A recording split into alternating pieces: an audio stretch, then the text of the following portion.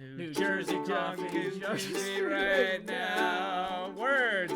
New Jersey coffee jug is streaming right now. Good morning, everybody. NJ Coffee Junkie here. NJ Coffee, Coffee Junkie for short, coming to you from the great state of New Jersey. How is everyone doing? How are you feeling? Are you awake? Are you excited? Are you enthusiastic?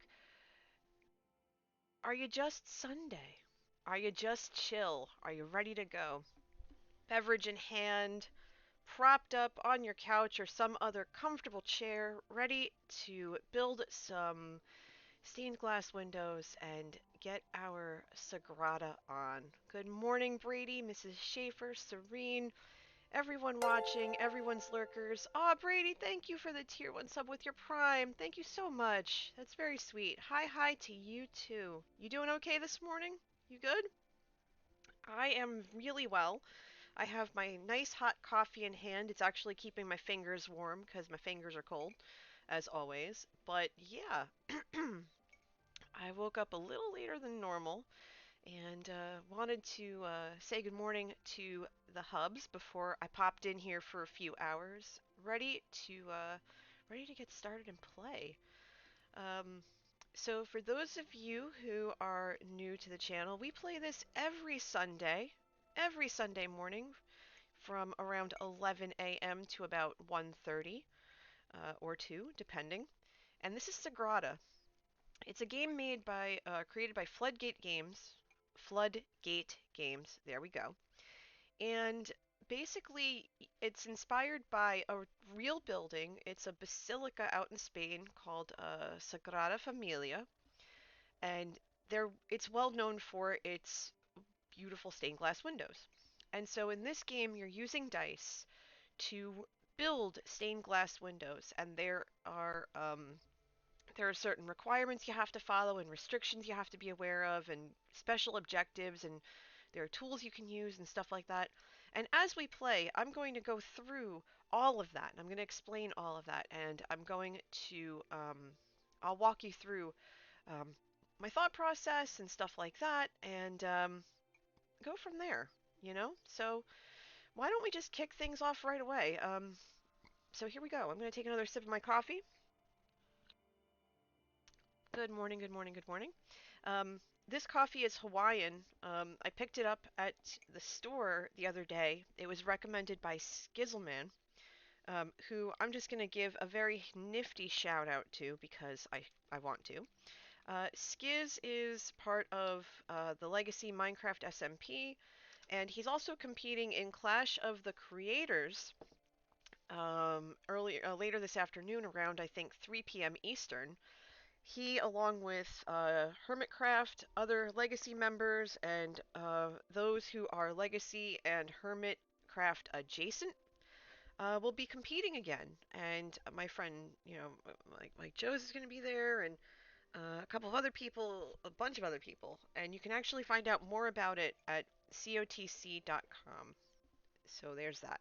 It's going to be fun. I'll be watching. I'll be in Skiz's chat rooting him on. But with the coffee sipped that he had recommended, and I'm so glad he did because it's so good. It's called Kawaii. It's so good. Like, yes, please give me more of that.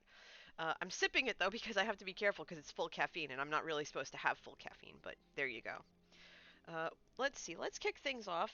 As you know, we went through the campaign mode, and we defeated that over the course of about 2 months. And now we're going to go into solo mode.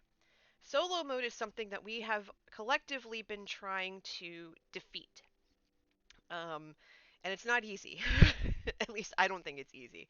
There's always something I miss or something like that. So, and I'll explain solo mode, the differences, and everything else as we dive in. We're going to start on very easy. We always do, and we have yet to beat it because, well, it's not easy. Very easy, my butt. It's not very easy, at least in my opinion. So here's how solo mode works. Basically, I have 4 different boards that I could choose from, and they range in difficulty. Um, and so the difficulty is measured by the favor token pips on the bottom right of each board.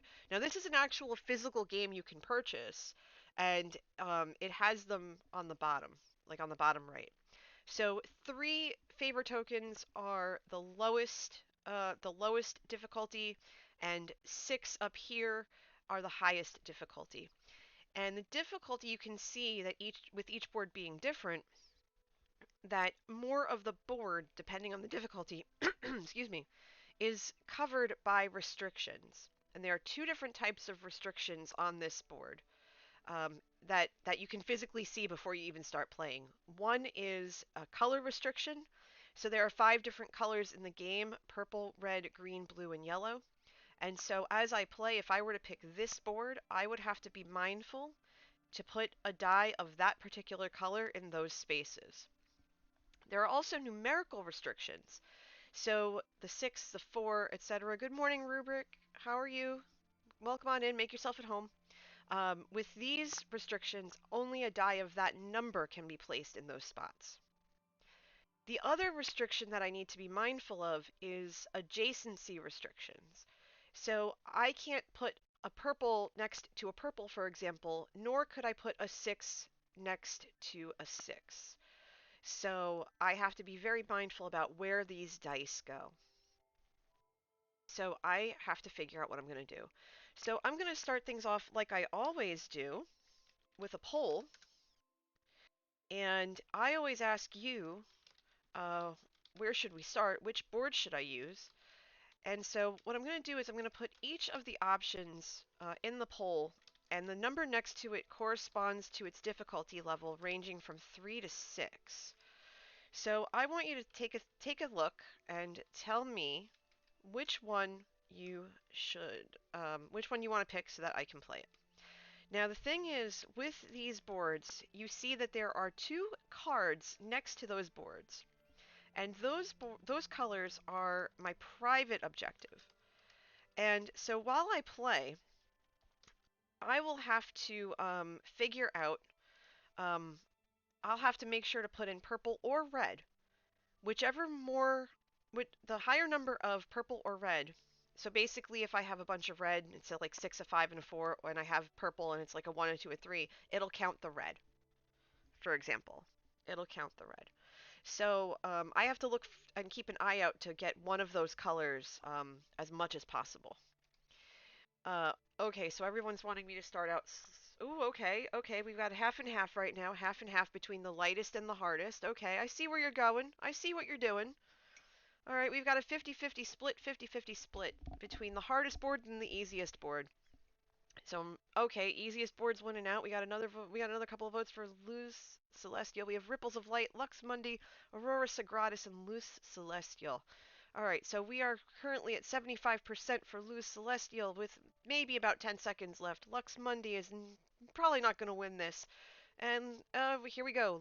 Luz Celestial with 75% of the vote. Thank you, everybody. Good job, good job, good job. So let's dive in. Luz Celestial. This is a level 3 board, or level 1 basically. It's the lightest board, you can tell, because it has the least amount of restrictions.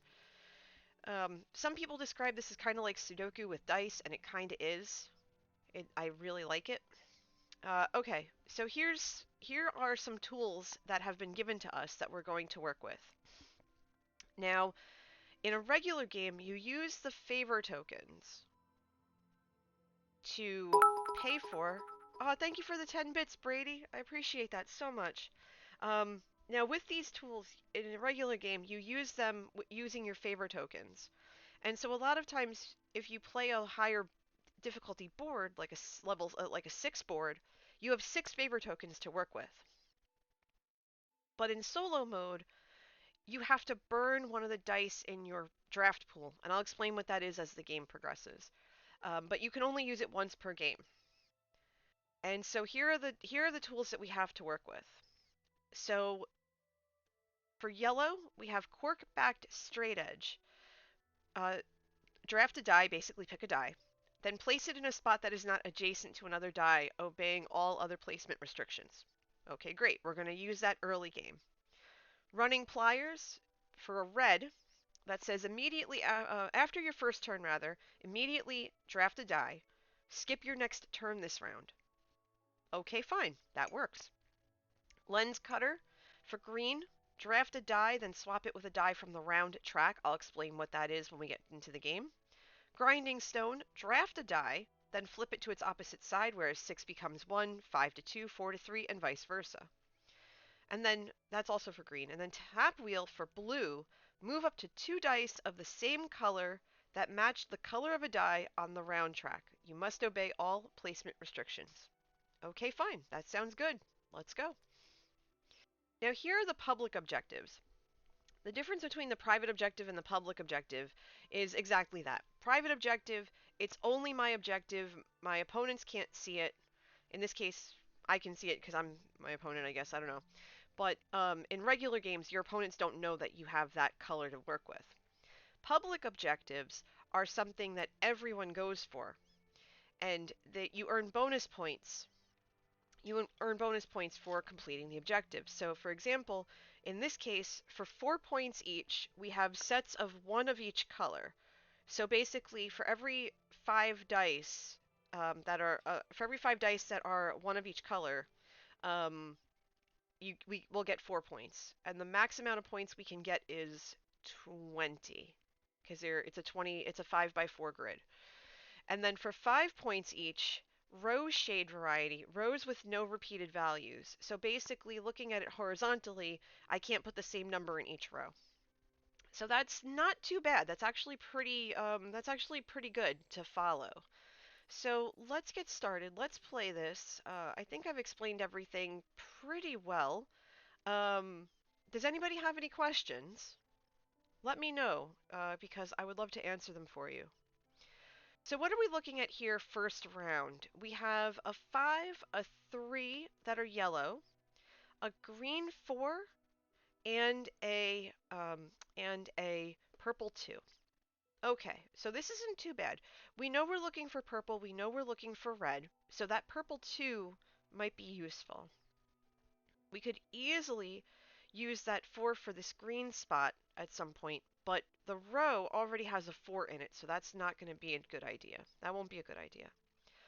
So what I think I want to do first is play the 5 in this spot right here. Is play this right here. And then hit OK. Then I'll use Quirkback Straight Edge to remove this other 3. Because I could put a 3 there as well. Oh, I can't put a 3 there. I could put a 3 down here. That would be fine too. And then use the Quirkback Straight Edge to put the 4 up there. I think that wouldn't be too bad. Because again, you want to eliminate the point value so you can so that you can keep um, the round track clear. Okay, so here's the thing with the round track. This is a round track up here, okay, and this is how it designates what turn what turn we're in, or what part of the game we're in. Every game gets 10 rounds, and we have a tool that uses the dice on the round track and can manipulate the game that way.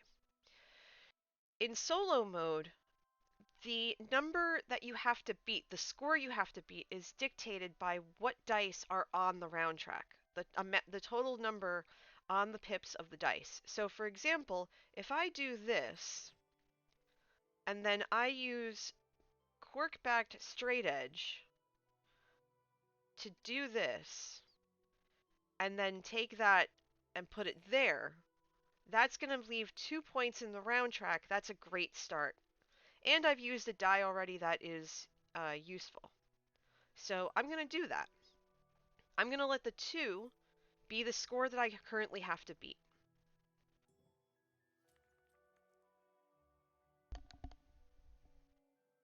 Okay, and I see that Pretzel Rocks is not playing. Okay, let me turn off Pretzel Rocks here. Very good. Okay, so anybody have any questions? Are you good? Okay, very good. All right, so let's see what we have here. We have Let me turn... Oh, you can't hear the music. Hi, Serene.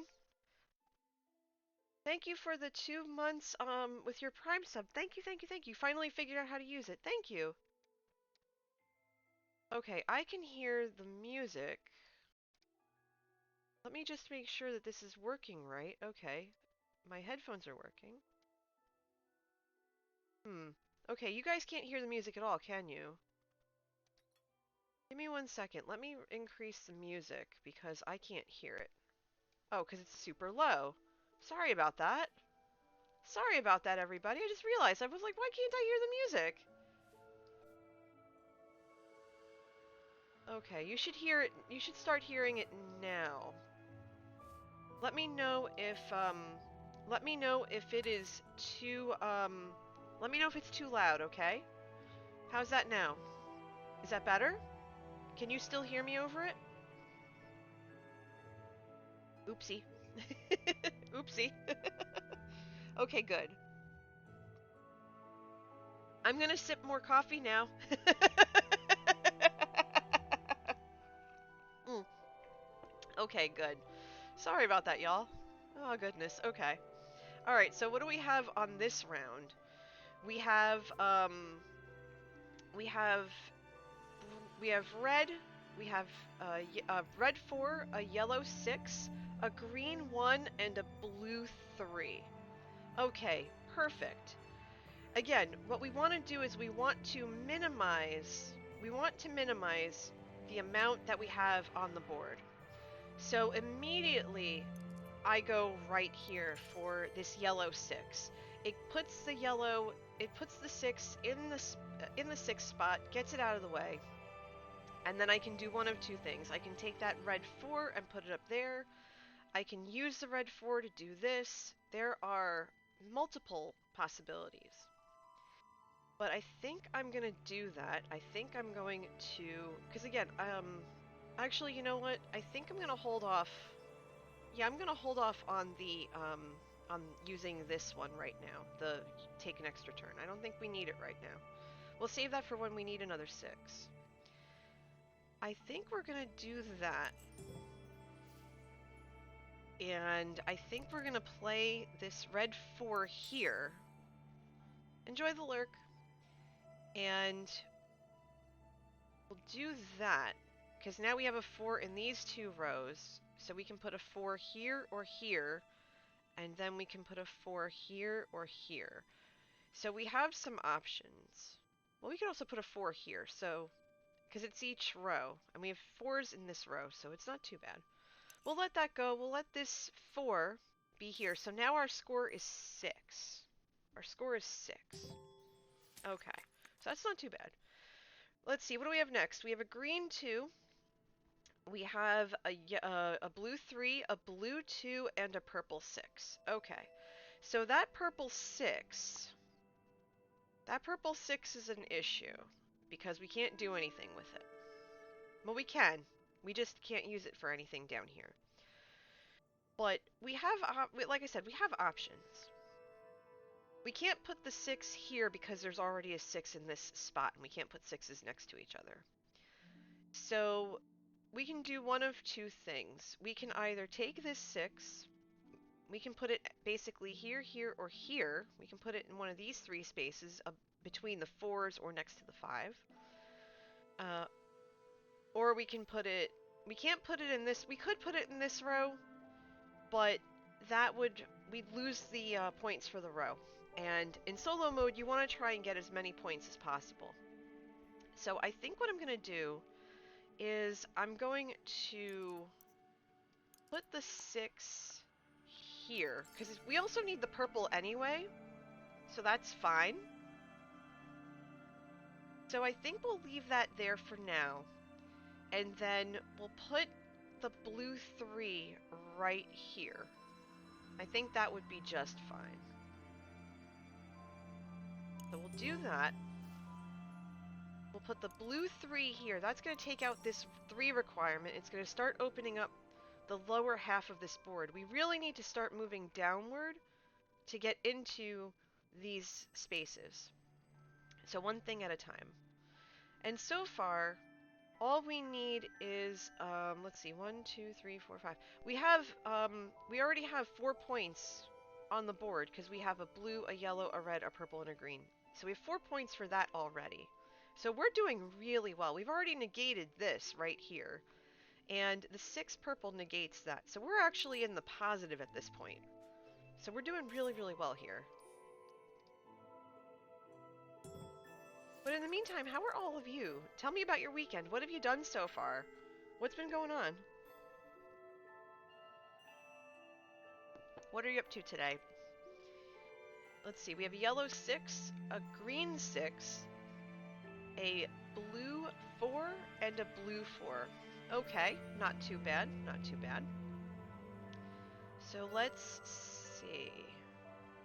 Let's see. Alright, so we have 2 green options. We can draft a die, then swap it with a die from the round track. We could totally do that. Draft a die, flipping it to its opposite side. Okay, we could do that as well.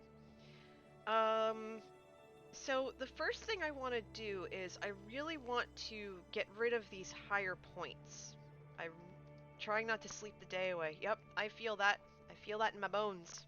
I feel it in my bones. Oof. I feel it in my bones. Alright, so let's see. We need to get rid of these 6s. We absolutely do. We absolutely do. And we totally can. We have lower point values here. We know that if we switch it, then we're going to have a problem here. This one says move up to 2 dice that are the same color as the round track. We don't want to do that yet. We don't want to go shifting stuff around. Doreen says, I'm currently trying to find a treasure chest from a treasure map in my Minecraft world that's not working. You'll find it. I believe in you. Alright, so first things first, we're going to dump the yellow 6, because we have nothing here to get rid of it, and we don't want it on the round track. That's first. But now we have this new conundrum. We have a 6 everywhere except up here, and we have the 2 4s. So we're going to get stuck with a green 6 if we don't do something about it. So I think what I want to do, because we could use a 6 in this row, I'm going to put the 6 here. Because now a 6 is in every row, and if we come across 6s, we can use these to get rid of them. I think we're in good shape there. So let's do that.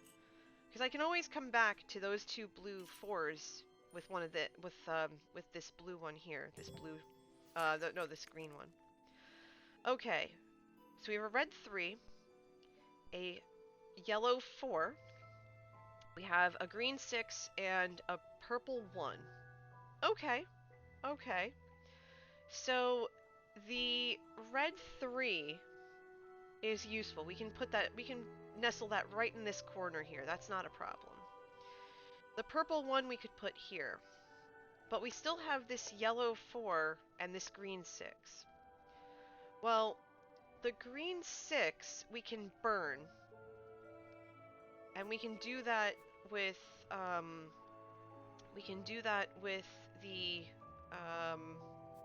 lens cutter, and we can swap something out for another one.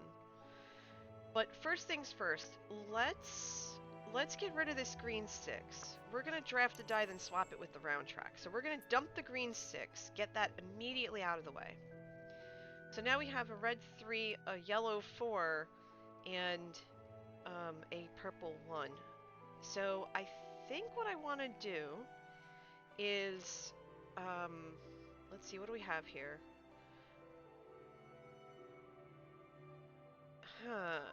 Let's see. I think I want to take this yellow 4 and swap it out with a purple 2. Swap it out with the purple 2. Because we need purple for our thing. We need purple to... Actually, wait, we'll put the purple 2 down here. Because then we can put the purple 1 there, and... Or the red... We'll put the red 3 up there, and then done and dusted. So... Boom. Okay.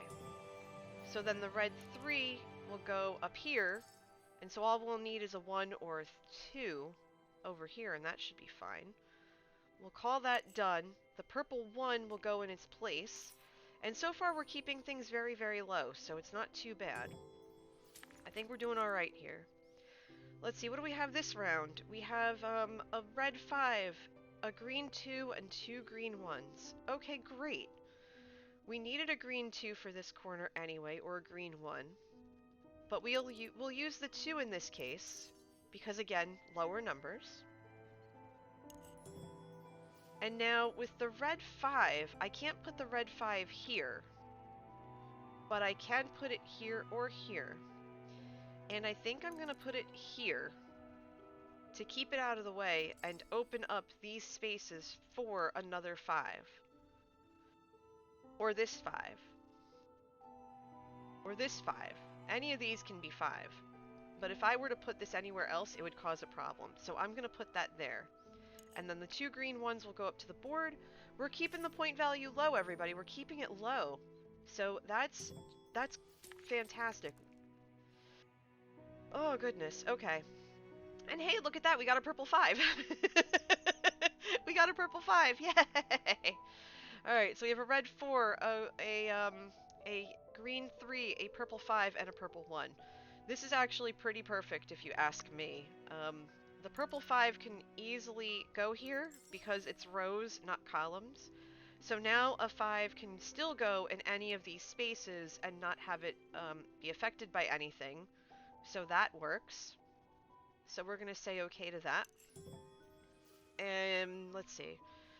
So the purple 4 is something I want to try and get rid of. Or the red 4 is something I want to try and get rid of. So where can it go? Because it can't go here, it can't go here. It could go here, here, or here. So it could go in one of these 3 spaces. I think what I'm going to do with the red 4 is put it right there. Because there's already a red 4 here, there's already a 4 here. So 4's not being here is pretty landlocked. 4 here is pretty landlocked. So I think in this instance, this is fine. This is going to have to be anything other than a 4 or a 6 anyway, and this is going to have to be anything than a 4 or 6 anyway. So it seems like best case scenario to do that. So 4 will go up into the round track, and onward we go. Alright, so what do... Oh!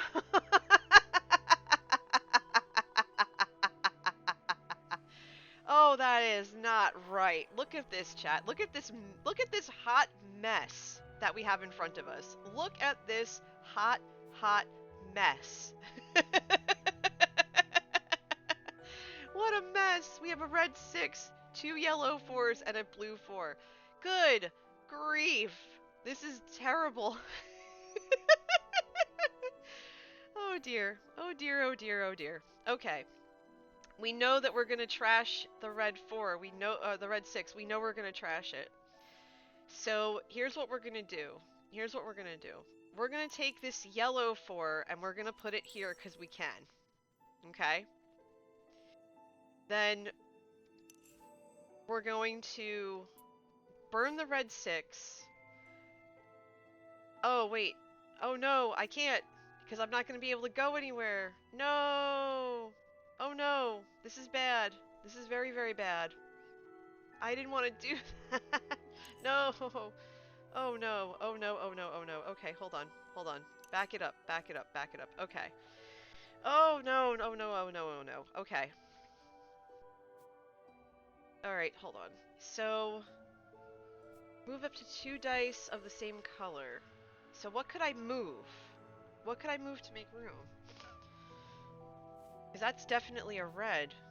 And the 6s can't go anywhere. And it has to be the same color. Oh dear, oh dear, oh dear, oh dear. Okay. So I could move this 4 down here. I can move this 3 here. And that would make room for for 4, but yeah, the 6s are done, so the 6 has to go. Hold on. Hold on. I know what to do. I know what to do. I'm not worried. So here, and there's a green. Alright, very good. So here's what we're going to do. We're going to use tap wheel. We're going to burn this blue 4. We are going to take this yellow 4, or this green 4 rather. We're going to move it down. And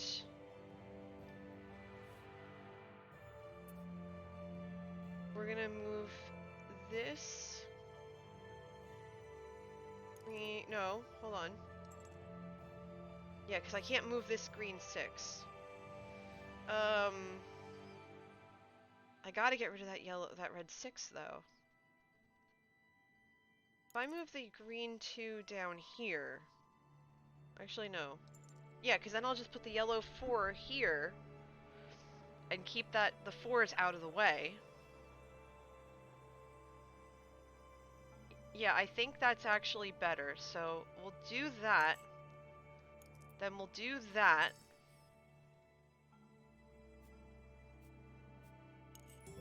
Okay, it wouldn't... Oh wait, did I screw that up? Oh, it doesn't matter because, it's gonna end up using it anyway. Okay. I'm not... It's fine. It's fine, I don't want you to worry. Well, we're gonna lose a spot anyway. It's fine. We're gonna lose a row. But you know what? It's fine. We need more blues. We need more blues. Because we don't have enough blue.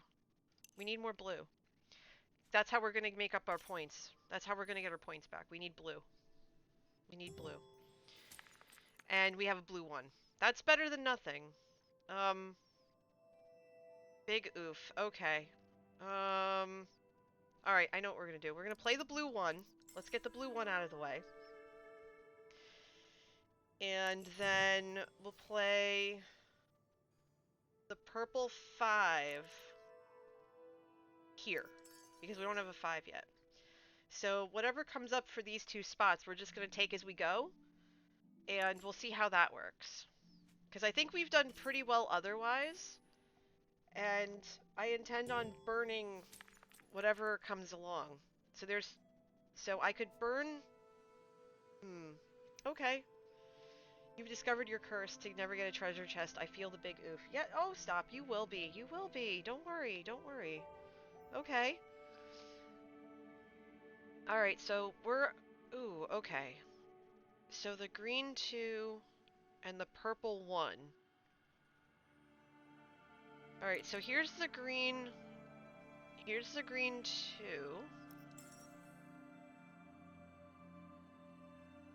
Wait, hold on. Hold on. Back that up. Let's see. I'm gonna use the purple 1 and the green 2, so I could use... If I use this, it's gonna make one of these a 6. If I use this, it's gonna make one of these a 5. So the green is not gonna get used. The green tool's not gonna be used. So we'll do that, and we'll do that. Now before I hit OK, let's count up how many pips are on this round track for now. So we have 4, 5, 8, 10, 12, 16, 20, 21, 22, 23, 26, 27, 30, 38. So this will be 40. We have to beat 40. Okay? We have to beat 40. If my count is correct, it's 40. So let's see what happens, everybody. Let's see what happens. I know we got off to a late start and this took a while, but it's not easy. 40 is our target score. 8 points for the color variety.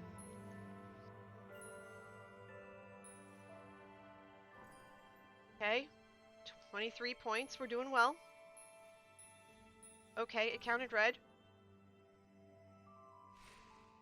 We did it! We did it! We won! We did it! We finally did it! Yay! We did it!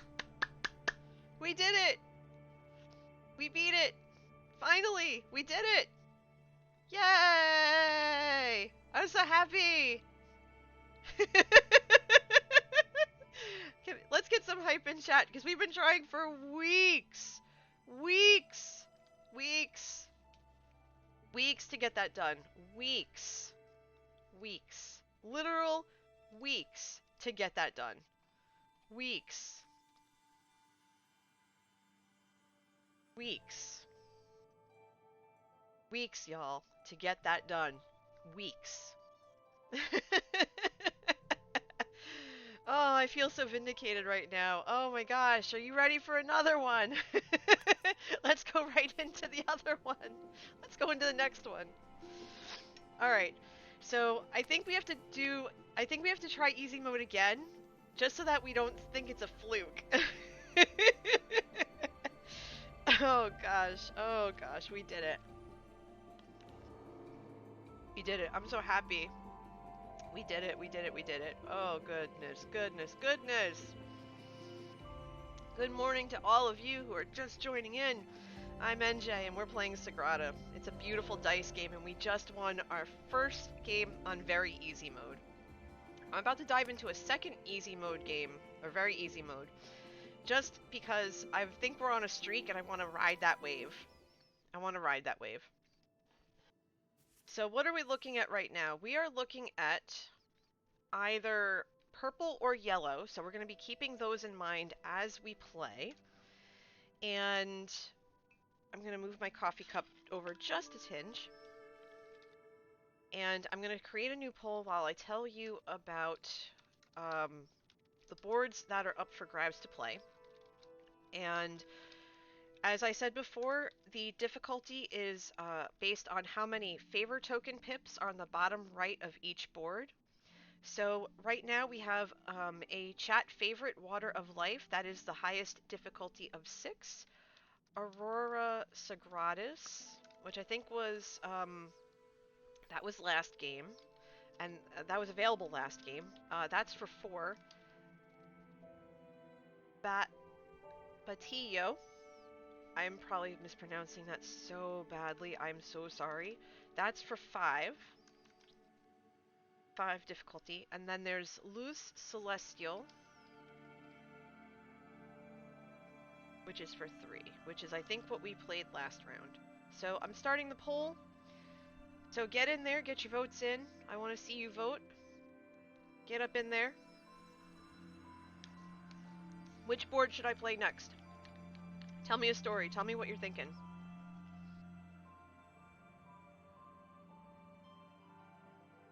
Alright, alright. Wanting to go super hard mode. Water of Life. Water of Life and Aurora Sagradas are tied 50-50. Oh, this is going to be tight. You got about 30 seconds left to vote. I keep my polls very short, like me. Water of Life coming out ahead, 67%. Let's go. Oh, Aurora Sagrada's catching up. It's neck and neck again with about 20 seconds left. 15 seconds. Aurora Sagrada's pulling ahead, 60-40, 60-40, 60-40, 60-40, 60-40. Oh my goodness. Oh, 67% now, pulling way ahead of Water of Life. Water of Life is fallen behind. And finally, we close with Aurora Sagradas. Thank you for using your channel points, Mrs. Schaefer. The coffee beans that we have on this channel, that is what they are there for. So Aurora Sagradas it is. Looking for purple and yellow. Let's go. Okay, so these are the 4, or 5 rather, because I can count. These are the 5 tools at our disposal. For blue, we're going to be looking at Glazing Hammer. Reroll the dice in the draft pool, only used on your second turn before drafting. Okay, fine, great. Lens Cutter, we saw that last game for green. Draft a die, then swap it with a die from the round track. That came in handy last game. We're going to see if it happens again. Flux Brush, draft a die, then re-roll it. If it cannot be placed, return it to the draft pool. Okay, sure, that works. Also for purple, Flux Remover, draft a die, then swap it for a new die from the supply, choose a value, place the new die, obeying all placement restrictions, or return it to the draft pool. And then finally, Grozing Pliers, draft a die, then increase or decrease its value by 1, whereas 1 can't be 6, 6 can't be 1. That makes perfect sense. Alright, so let's go. What are our public objectives? Public objectives are the same as last time, sticking with the row shade variety, so rows cannot have the same numerical value within them, and color variety, sets of one of each color. We came really close last game because the lack of blue. We had a lot of blue on the round track, but not enough on the board, so we're going to have to make sure to find that balance.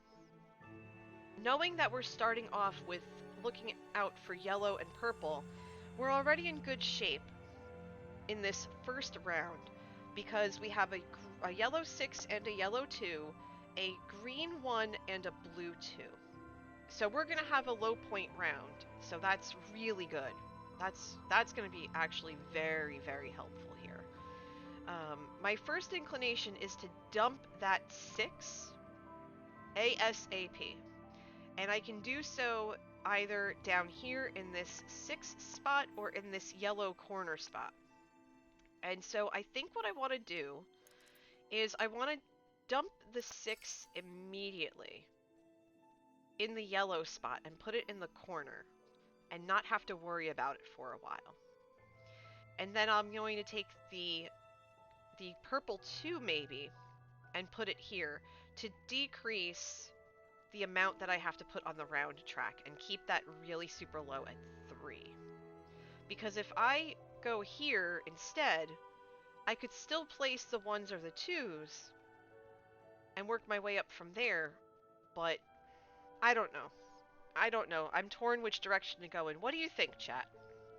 What do you think right now? Do you think that I should put the 6, because the 6 is getting placed no matter what.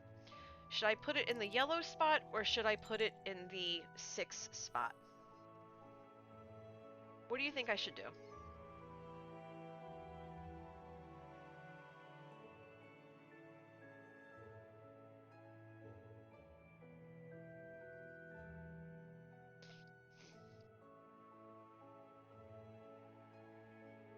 Oh, you want it? Okay, so Serena's saying 6 spot. You could do that. You could do that. That would be good.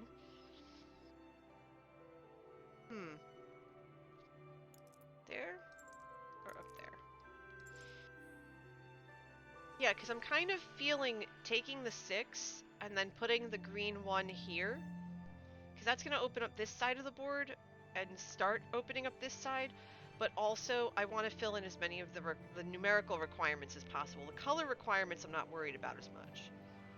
So I'm going to go with that. It's gonna put 4 points on the round track, but I think that's gonna be okay. So I'll put the green here.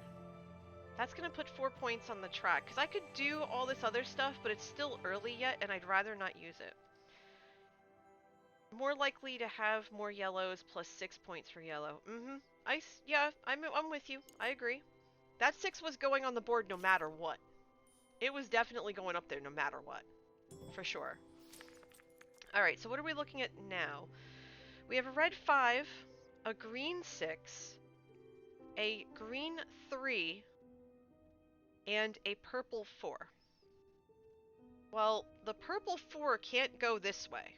Absolutely not, because it's going to negate wherever I put it, whatever's next to it. It would be good to get to the red 5 and put it here, but that's not going to work. So I think what I want to do is get rid of the 11 points right here and do the red 5 here and then the green 6 up here. Open up the rest of this board and leave that all there. Because I could also burn the 4 and use one of these as well, but I think it's too soon. I want to say it's too soon to burn them, especially because we need purple and yellow. But we also need to dump these higher numbers. So I think that's what I'm going to do. I think I'm going to use the 5. And then dump the 6. Because knowing that the 6s are going to have to be in each row. So a 6 can still go here and still here. And that would be fine. And then the 6 could go here, here, here, or here. There's possibilities. Because again, with the rows being different numerically, sixes are going to be um, sixes are going to be tougher to place the further the game goes. This game is too hard for me to try to figure out. It just takes practice, Mrs. Schaefer. It takes practice. I've been playing this since 2018. Yeah, since 2018. So I've had a lot of time to figure out its inner workings. Yeah, it's like you remember Othello or Reversi? When I was a kid, Othello was a big game in my house. My dad and I would play it all the time. I even had it for Nintendo, the original Nintendo as a kid. And that game took forever to figure out. And um, it says it's easy to learn and a lifetime to master. And this is kind of how I feel about Sagrada. I feel like it has that same vibe. Um, and I have a couple of Othello based stories actually, come to think of it, and I'll tell them in just a second. But let's play this round first. So we have a red 4, uh, a purple 5, a purple 4, and a purple 3. Okay, not exactly ideal, but not terrible. The 5 we could easily plunk right in this purple spot and be done. Again, we're seeing a lack of blue this game, so that's disconcerting. But we can dump the 5 here, because we need purple or yellow anyway, so that's totally fine. The 3 and the 2 4s are a little more problematic, because none of them can go in these spaces. So we're going to have to look down here, or up here for any of that. But let's go ahead and we'll place that 5. Now I know I want to place one of the 4s and get the 4 out of the way. I can put it here, here. I can basically put it almost anywhere except here or here in these 3 spots. So, well, actually, wait, yeah, down here too. Can't put the 4 here because of that. So, because we need purple, I think I want to place it here. Because we already know we can't put a purple 3 here anyway. This is going to have to be a yellow 3 or a red 3. So that's going to be interesting. But we'll see what happens. And we'll put the 7 points up on the board. Because I could also change this around too, but I'm not going to. So the one Othello story I have a while ago. This has to have been about maybe I want to say 5-6 years ago. We took a field trip to upstate New York for a conference, and one of our friends had an Othello board, and he said, "Would anyone like to play?" And I said, "Oh yes, please." And so Manatee, my husband, he looked and went, "You're gonna regret that." And I started playing out. He asked me if I knew how to play. I said, "Yes, I do. Yes, I do." And so the game progresses, and I absolutely smoke him. Good morning or good afternoon at this point, Crazy Chicken. It's good to see you. How are you? Welcome on in. Make yourself at home.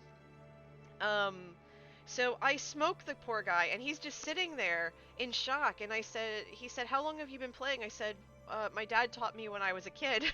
I've been playing for like 30 years. He's like, "Oh, okay." And he put the board away and never spoke of it again. I felt so bad. I was like, "It's such a fun game, though. I love this game." So there's that. Alright, so what do we have at our disposal? We have a red 6, a green 2, a blue 5, and a blue 3. Well, it's about time the blues finally showed up. However, we can't put that blue 3 there because we have a blue up above it. Good morning, Melons. I have been well. Good to see you. Everybody's welcome to lurk and participate however they see fit. It's just good to have you. Just good to have you. Good morning, good afternoon, whatever time zone it is. Happy time zone. Alright, so we're gonna dump the 6 in the corner. Because we always put 6 in the corner. So now we have the green 2, the blue 5, and the blue 3. We already know that the 3 is not going to be blue anyway. So I think we can get away with taking this blue 5 and putting it up here. Or we can use it, burn it, and re-roll all the dice that are here. Because again, we want to keep the point low. So, and it's also the 4th, but pretty sure your time zone is too dang early? Well, I went to bed at 5:15 this morning because I'm a derp. Yeah, I'm just going to place the 5. I'm not going to use the tools yet. The tools are going to come in handy now that it's like the halfway point of this game. I was up pretty much all night. And it happens. It's fine. No, it's fine. I was conversing with some friends and we just ended up talking a lot longer than we intended to. It happens, and I got some really good sleep. I woke up and I felt great. I felt absolutely fine. Yeah. Alright, so what do we have? We have a red 3, we have a yellow 6, we have a blue 5, and a purple 2. Beautiful. Beautiful. Beautiful. This is good. We want this. We know the red 3. We know that the red 3 is going to come in handy. We know that we need that, so that's not going anywhere. The yellow 6, we can absolutely do without. We don't need it. We can shift that around. The blue 5, we do need. The 3 and the 5, we definitely need. The 2, we don't. So, what we could do... We can do a couple of things. We can use the Grozing Pliers, we can draft a die, then reduce the number. We can use Flux Remover, we can draft a die, then swap a new die, put whatever number we want. We can draft a die, then re-roll it, which I might actually do. It depends, except if it's a 5, that would be tough. I know we're not gonna put 11 points on the track. No way. I think what we'll do. We'll save the 5 and we'll use we can use Glazing Hammer for it if we want. But I think what I want to do is we're definitely placing the red 3 because we said we needed a 3. We said we needed that. So now we have the yellow 6, the blue 5, and the purple 1. Yellow 6 in that top right corner is a winning play. It would be, but we have this objective of not repeating values in rows, and we already have a 6 there. So we would lose 5 points if we did that. So we have to be careful about that. We need the blue. We absolutely need the blue. So what I think I want to do... Yep, exactly. Yep.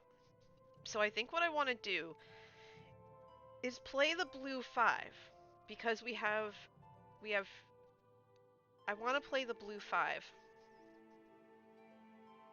because I could trash it, but we need the blue for the 4 point. We need this. It's gonna put 8 points on the board, but we're gonna take away 4 points because we have at least one of each color. 1, 2, 3, 4, 5. The next yellow that comes up is definitely getting placed because that's gonna add another 4 points. No, you're fine, Melons. It happens. I miss stuff all the time that you all tell me about.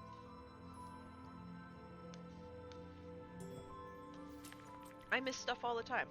Alright, so what are we looking at here? Next round. This is round 6. We still have 5 tools at our disposal. We have a red 5, a green 4, okay. We have a blue 4, perfect, and a purple 5. Well, the blue 4 is definitely going here because, again, we need 4s. We need 4s. That yellow 6 is coming down. That yellow 6 is going to come down. I'm going to use the lens cutter to pull that 6 down. Maybe. Maybe. I might pull that 6 down. I haven't decided yet. But that 4 is definitely in use. I could pull the 6 and put it here under the 4, and that would be fine. In fact, I might do that, but I'm not sure. I'm not sure at all. Because I want to reduce this somehow.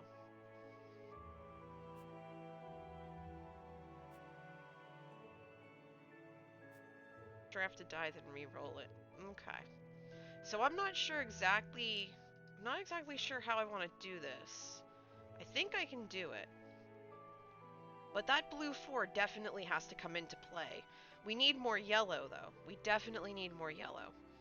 And, oh, there's a yellow, there's a yellow too. Okay. That's not going to help matters any. We want to keep the points low. So, here's what we're going to do. We're going to play that 4. We are going to play lens cutter. And we're going to take this purple 5 and we're going to exchange it for the yellow 6 and we're going to put the excuse me.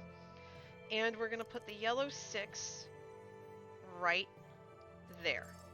Now, why am I putting the yellow 6 here? Because I can't put a yellow 2 here because of the yellow here. And also, I wouldn't have been able to put a 6 here anyway. That's going to complete the 6s here. So I'm not going to need another 6 for the rest of the game. So anytime I have a 6, I can use one of the remaining tools and burn that 6 to oblivion. Or change it or something. So I'm not concerned about it. So we're going to consider that done. We're going to lower our round track amount to 5. And we're going to see what we're given this time. Okay, this is perfect. This is good. Alright, so what are we looking at here? Let's see. 2, 4, 7, 11, 15, 18, 20, 23, 28, 35. Alright, so we're at 35, so we really need to start paring this down. We really need to start keeping this amount low, because we have 4 rounds to go. We know that the blue 2 is gonna go here. The blue 2's here. We know that. We're just gonna put that there for a second. We can use the blue 5 to re-roll what's here and see if we get anything better, because we can't use a 5 at all. We need to get rid of that 5. And this is going to be burned by it. So I think I'm going to do that, because we need that 2 to be where it is. We're going to use Glazing Hammer. Yes, I'm going to do that. Pay that. That's going to re-roll. And we're given a 1 and a 2. Beautiful. We need to fill this yellow restriction, and we can fill it with this 1, and that's fine. And right now for red we have 14, and then this is going to be 13. So the yellow is going to be 13. So we're doing really well in that respect. And we're still keeping the numerical values all different. So let's play that 1. Let's get that up there. Dump that green, and then purple is going to come into major play. We do need another purple to balance everything out. We need purple and green. Okay. Oof. Alright, so no purple. That's bad. But we do have a yellow 5, which we can't use because we have 5s in every row. And 2 3s. 1 green and 1 blue. Okay. Okay. So the green 3 can go here. The blue 3 can go here or here. So that's not too bad. That's not too bad at all. It's going to put 11 points on the board, which I'm not happy about, but you know what? It is what it is. Let's do that. We'll play the blue 3 here to minimize the requirement here. And we're just going to hope and pray for some purples. We're going to hope and pray for purple because we need to start dumping stuff. No purple. Fan-flippin-tastic. And there are 5s and a 6. Oh, board, you hate me so much. You hate me so much.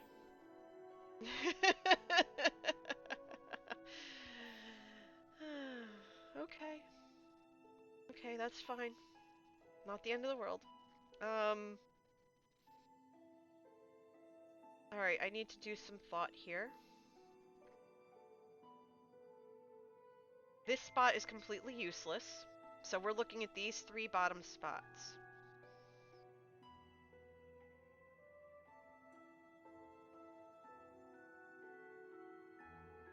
I don't want to ruin... I really don't want to ruin 2 rows. 1 row is being ruined. I know that much. And I hate to say it, but I'm gonna have to dump this green... I can't dump the green 6. I have to put it here then. If I put the green 6 here, and the 2 here... Because I could also put the red 5 here, and that would reduce this down to 7. But if I put the yellow 2 here, that's going to guarantee 5 points. Plus another 2 for the yellow. So, I do have tools to re-roll, but I need purple to do that. None of these are purple. They have to... I need a purple die to burn to use them. Or else I would have. If I have purple next round, I'm definitely using the pants off of it, but right now I kind of can't.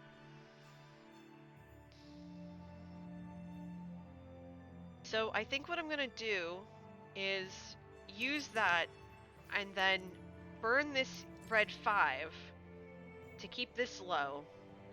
And then I have 2 spaces that are still salvageable on the row end.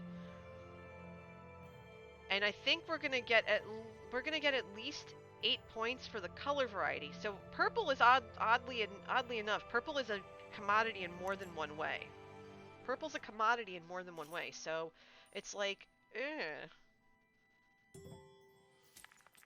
And we do have a purple, which is good.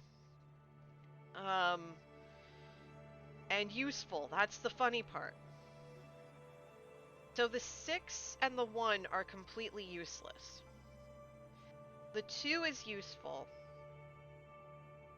So I'm going to use that right now and salvage this row, get the 5 points. It's up here that needs the work. So it could go one of a few ways. Draft a die, then re-roll it. We don't want to take that risk. Draft a die, then swap it from the supply. Or... Well, we can't use this here. We can't use this tool because we can't place either of these in that spot. So it has to be this die or this one. And I think it's going to be this one, the flux remover. Because if we, it has to be a red. It has to be a red. It has to be red or purple. It has to be red or purple. We can't use the tool. If we use the tool, then we run the risk of having another yellow, green, or blue. So we have to play it. We'll get 5 points for the row. We'll get 5 points for this row. We'll get 5 points for this row. So we did get 15 points out of the deal. And I can tell you that we have another 12 points for the colors, the color variety. So I think we might have won. I think we might have done it. I think we're going to come really, really, really, really close. We might have done it. So, or maybe not, because it was 62. But remind me to use tools sooner. Remind me to use them sooner. Oops. It took purple? Why did it take purple? Purple was lower. Oh no, it wasn't lower. Oh. Oops. Well, that happened. Okay, so we learned a couple of things. First off, use your tools early and often. Okay, that's fine. Use your tools early and often. Oh, that was rough. That was rough. But it's fine. We're gonna dive right into another game because we did get a kind of a late start. I want to get right into it. Okay, so let's see. All right. Start a prediction. Ooh, I want to do that. I actually want to do that. We're gonna do something new. We're gonna do a prediction. Um, so will I defeat the round track this game? You betcha. Nope. I'll give you guys a minute because I'm actually really curious about it.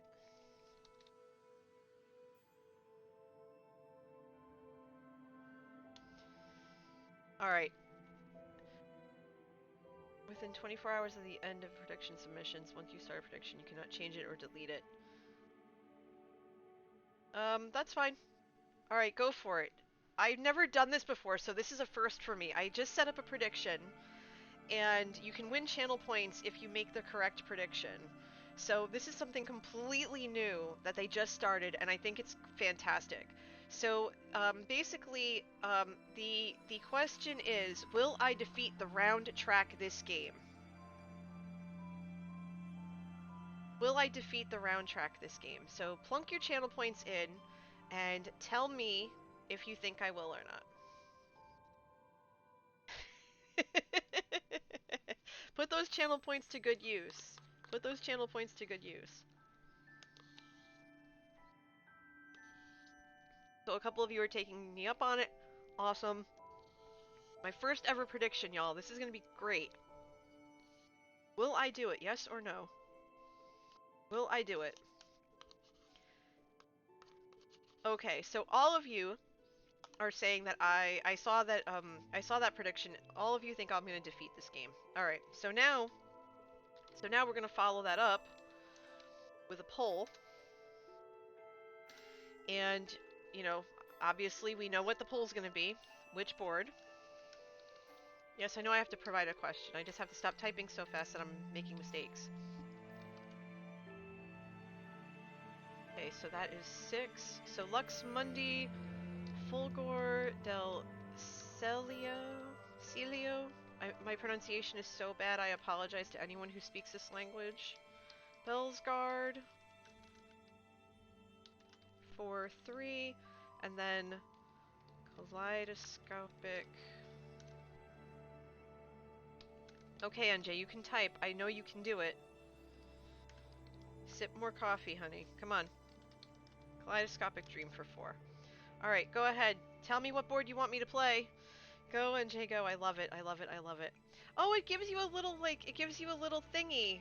It gives you a little icon that tells me if you played the prediction or not. That's cool. That's really neat. Alright, so get your votes in there. Let me see. Lux Mundi and Kaleidoscopic Dream are tied 50-50 with about 40 seconds left. Oh, this is going to be a tight race. I already know it. Still 50-50. Everybody's throwing their bits in. Everybody's throwing their stuff in. Well, not their bits, but still. Bellsguard coming in there. Neck and neck and neck and neck and neck. Yeah, it takes a minute to appear. Okay, so we're tied. Bellsguard and Kaleidoscopic Dream 40% each. Lux Mundi falling behind at 20. Neck and neck. Kaleidoscopic Dream pulling ahead 50%, 57% of the vote. Bellsguard in second place with 25. Kaleidoscopic Dream getting out there. 63% of the vote with about 5 seconds left. Bellsguard at 25, Lux Mundi at 13. Here we go. And Kaleidoscopic Dream. 63% of the vote. Brady contributing channel points. Thank you for that. That's what they're there for. I love when you guys use them. That's what they're there for. So Kaleidoscopic Dream it is. Boop. Here we go. So I'll be looking for blue or yellow. So let's see how far I get. Okay, so yes, you did, Melons. I see it. Alright, so here we go. Here are the tools that I'll be using this game. So for blue, Glazing Hammer. We saw that last game. Reroll all the dice in the draft pool used on your second turn before drafting. We saw this in the last game as well. Flux Brush for purple. Draft a die, then reroll it. Hi, Em. Good morning or afternoon, or I think it's still morning for you. Hi. I'm okay. I'm caffeinating. Yay! How are you? I'm sipping some Hawaiian coffee I picked up a couple days ago. Well, it's good to see you, sweetie. I hope you're doing all right. Let's see. For yellow, we have Cork back to straight edge. We saw that 2 games ago. Draft a die, then place it in a spot that is not adjacent, obeying all placement restrictions. Lathkin is new this week to us for yellow. Move exactly 2 dice, obeying all placement restrictions. And finally, Copper Foil Burnisher for red. Move any 1 die in your window, ignoring value restrictions on your window pattern, obeying all other placement and adjacency restrictions. So that is going to come in handy as well. Our public objectives. This is going to be a little more difficult because these are lower point objectives. We have row shade variety again, no rows with repeated values, but we now have medium shades, so pairs of 3 and 4 will be 2 points each. So we're going to really have to look for those 3s and 4s along the way. So we have a lot of moving pieces in this game, so we'll see. To kick off, we have a yellow 1, a green 5, a green 1, and a blue 1. And so, again, we want to minimize the amount of points we're putting up on this round track because that ultimately is going to tell us what the final score to beat will be. So I think what I'm going to do first is play this green 5 right over here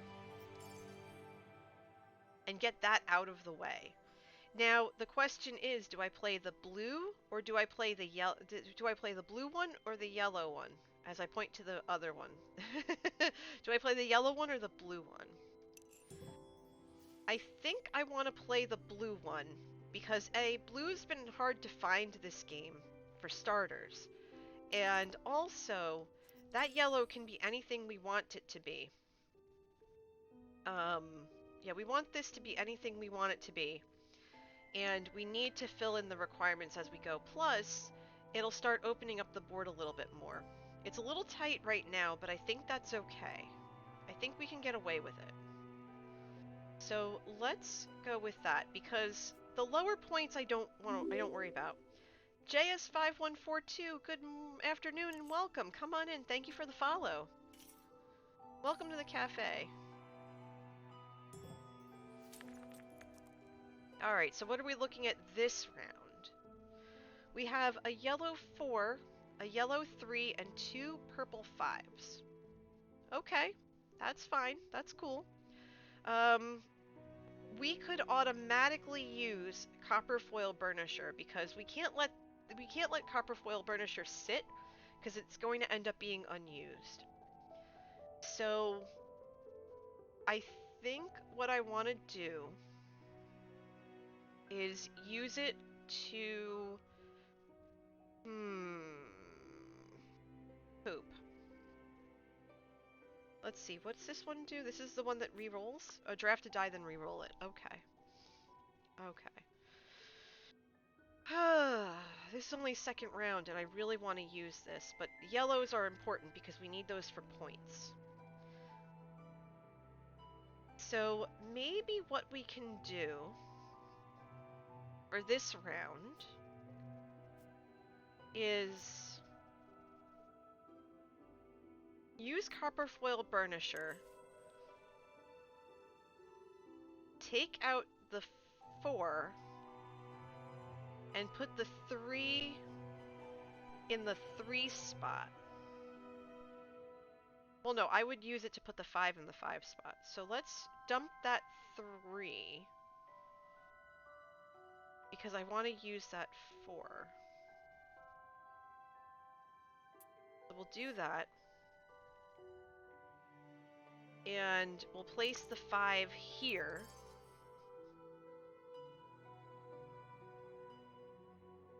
And then we can use the purple the next round, re-roll the 4, and then just put it anywhere. I think we'll do that.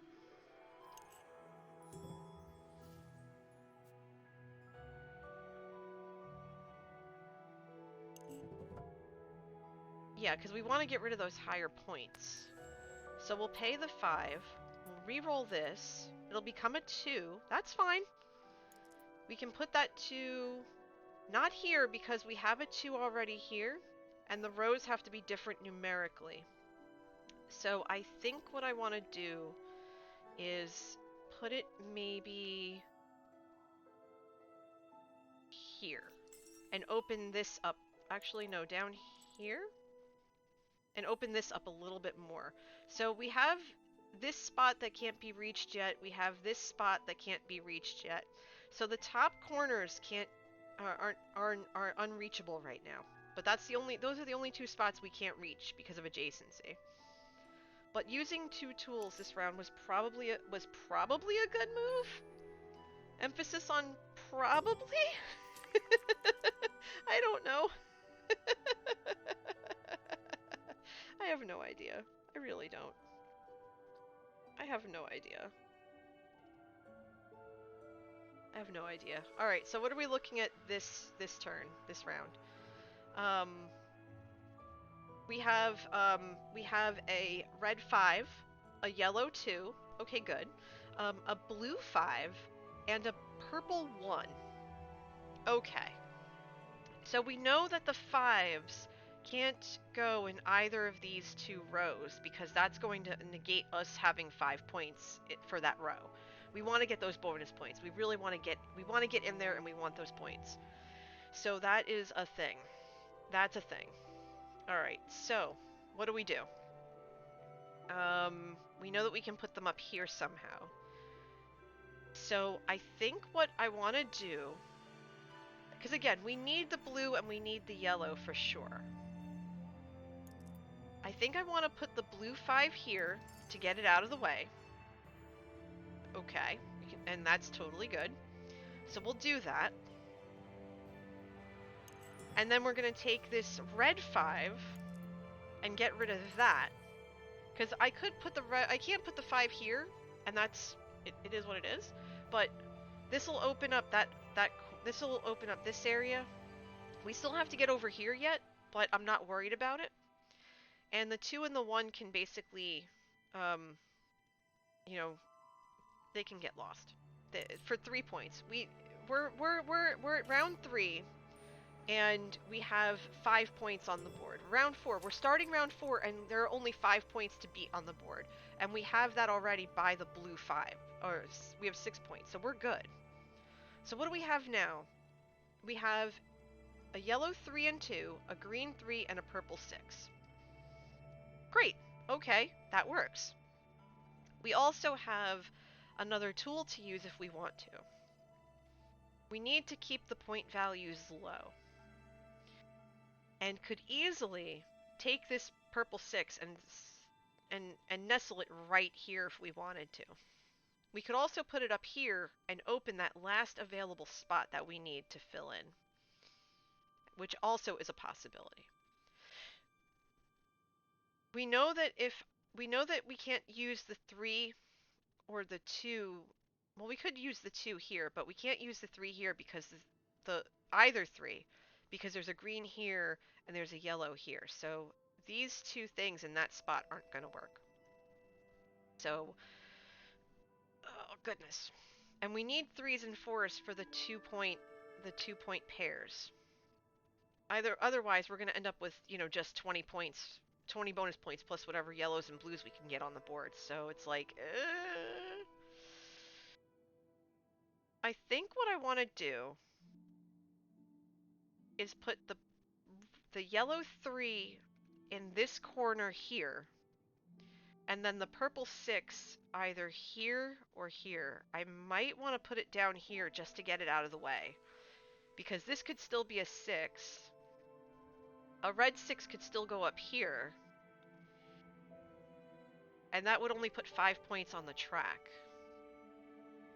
So I think that's what I'm going to do. I'm going to put that there, because this can't be a 6 anyway, or a 5. This is going to be tough, because this would have to be a 1 or a 3, a 1, 3, or 4. A red 1, 3, or 4. So remember that. Red 1, 3, or 4 automatically goes in that spot.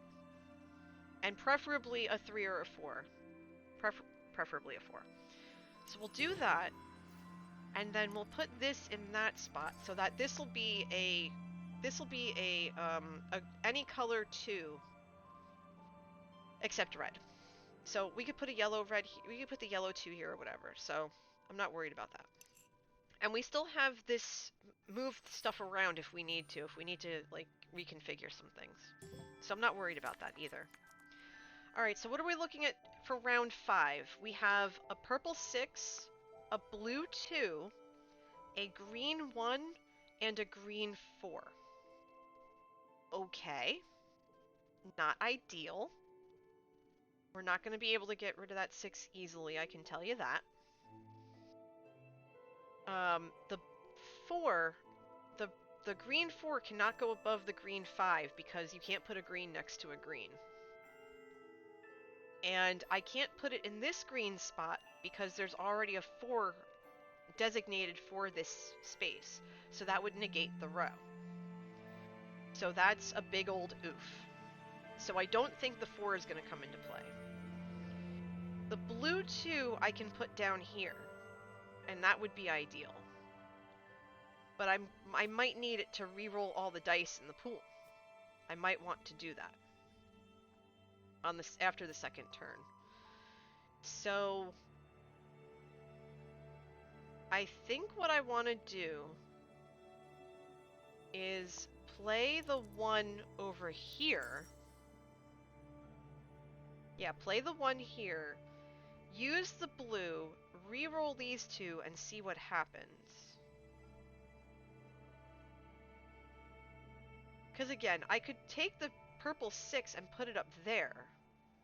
I could take the green 4 and put it here. I can do all of that. I could essentially go like this, and then like that, and have 3 points, and have it be that. But it's starting to get a little bit squirrely because I have a lot of restrictions left on the board. But I still have 3 different tools to work with.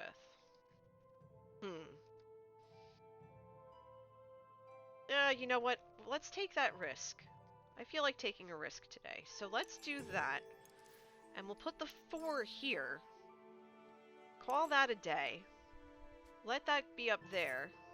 And we can start moving stuff around as we need to. So what about round 6? Oh, finally, a red. Thank you very much. Thank you very much. Alright, so what do we have? We have a red 5, a yellow 4, a yellow 2, and a blue 1. Okay, so what am I thinking about? What am I thinking about for this? Okay, what am I thinking about for this?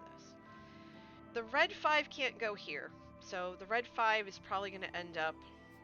The red 5 is probably going to end up doing something else that's productive. The yellow I could use, moving exactly 2 dice, I could totally do that as well.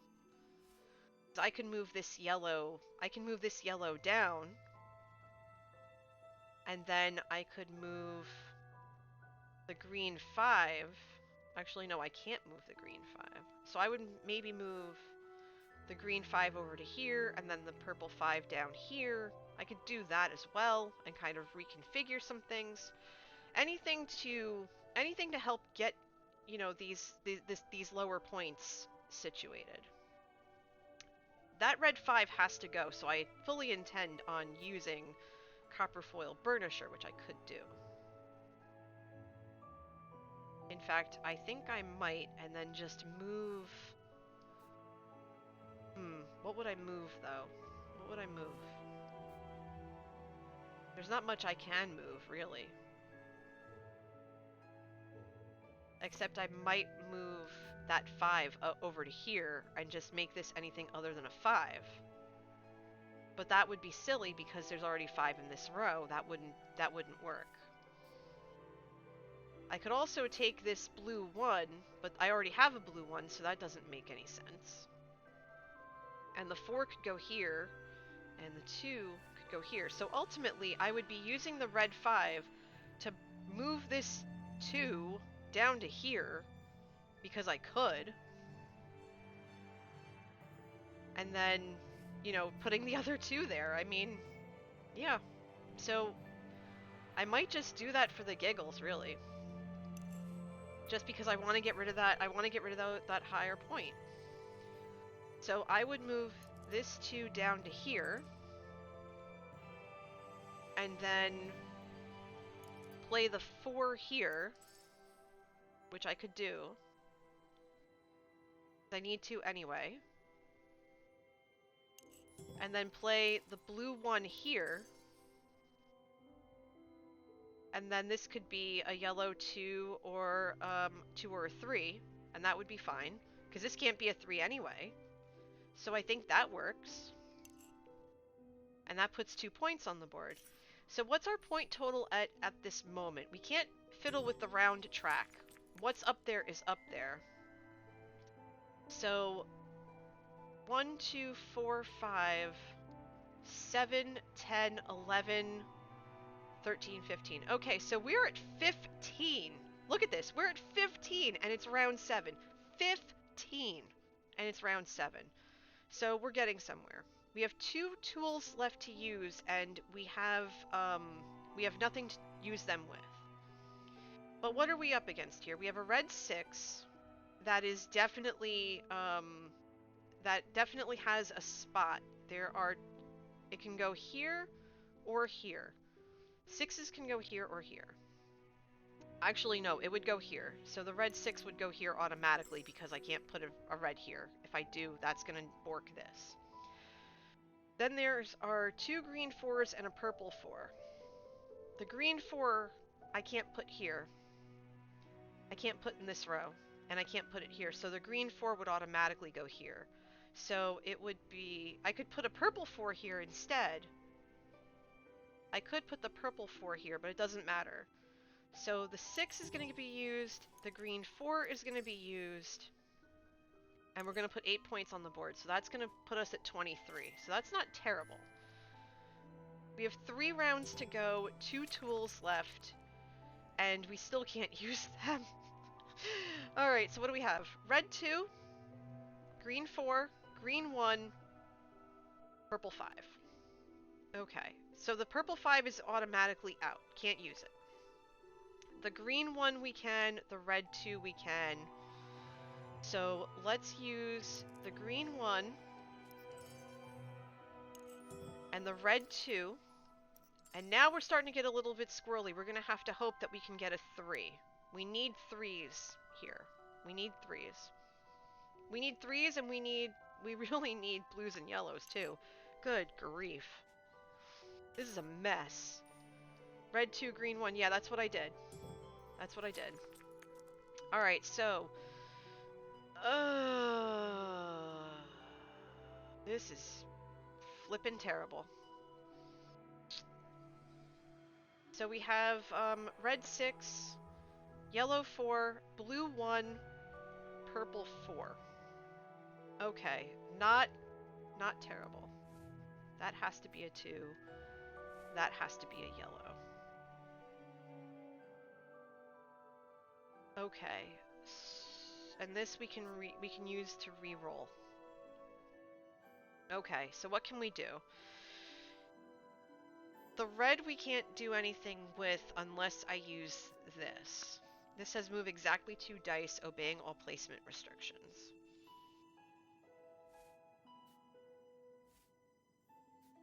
Okay, I know what I'm gonna do. I'm gonna take this, burn it. I'm gonna move this up here. This down here. Okay. And then I can do this here. I can do that. And that should be fine. This is automatic. This is 5 points right here. This is 5 points. So there's 10 points here, and they're not going to be moved. So it's really a matter of filling these in to see if I get the remaining 5 points.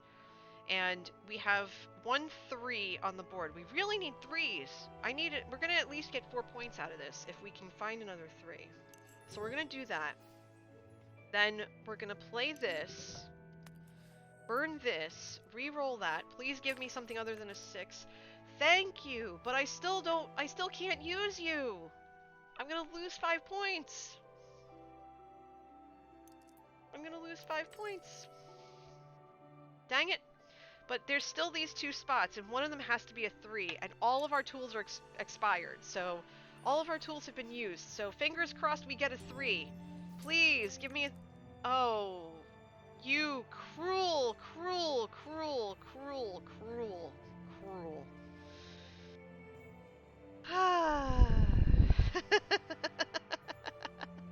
Rip. Alright, well, at least we can put the 4. We can put the 4. I don't think we won this one, but, you know, we tried. So we're losing 5 points here. We have 5 points here, so we're getting 15. No, we're fine. We have 15. And that's 17 from that. So we've got 17 there. This I worry about. This is another 10 points right here, so... You know what? It's fine. It's fine. Let's see. We did so well early on. We had 23 points. We had 23 points at round 7. So let's see if we... Okay, so 42. 42 is a good number. Oof.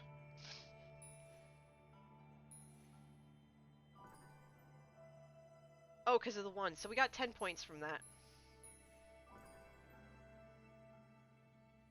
Okay, that hurts. That really hurts. We did so well the first game, and it feels like we just crashed and burned a little bit, but that's fine. That's fine. We learned something. We learned something. You use the tools too late, you can't do anything with them. You use the tools too soon, you can't do anything with them at the end. It's just, it's a balancing act, and you know, when Lady was here earlier, or Mrs. Schaefer rather, and she said that, you know, it's hard to follow. It's really hard to master. So there's that. So here's what's gonna happen at this moment. I'm gonna leave this board up for a sec. I'm gonna actually go take a health and safety break. I'm gonna set up another poll, but I'm gonna leave it a little longer, so that I can go stretch my legs and go grab a snack. I did have some breakfast, but I'm getting a little bit hungry, so I want to go nosh on something real fast. So we're looking for green and blue dice for our bonus points. And the 4 boards we have to work with are Via Lux for level 4 difficulty. We have Comitas for level 5 difficulty, Suncatcher for level 3 difficulty, and Sun's Glory for level 6 difficulty. I'm going to put this on for about 2 minutes. I'm going to let you all start voting on that. I'm going to go stretch my legs, and I will be right back.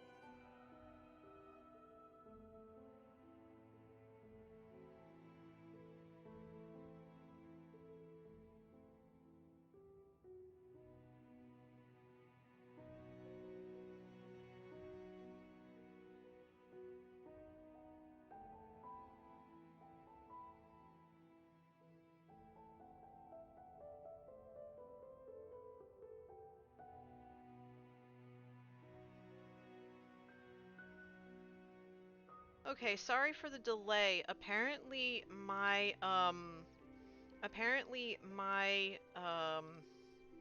what you call it? Um, my coffee maker decided to throw a hissy fit.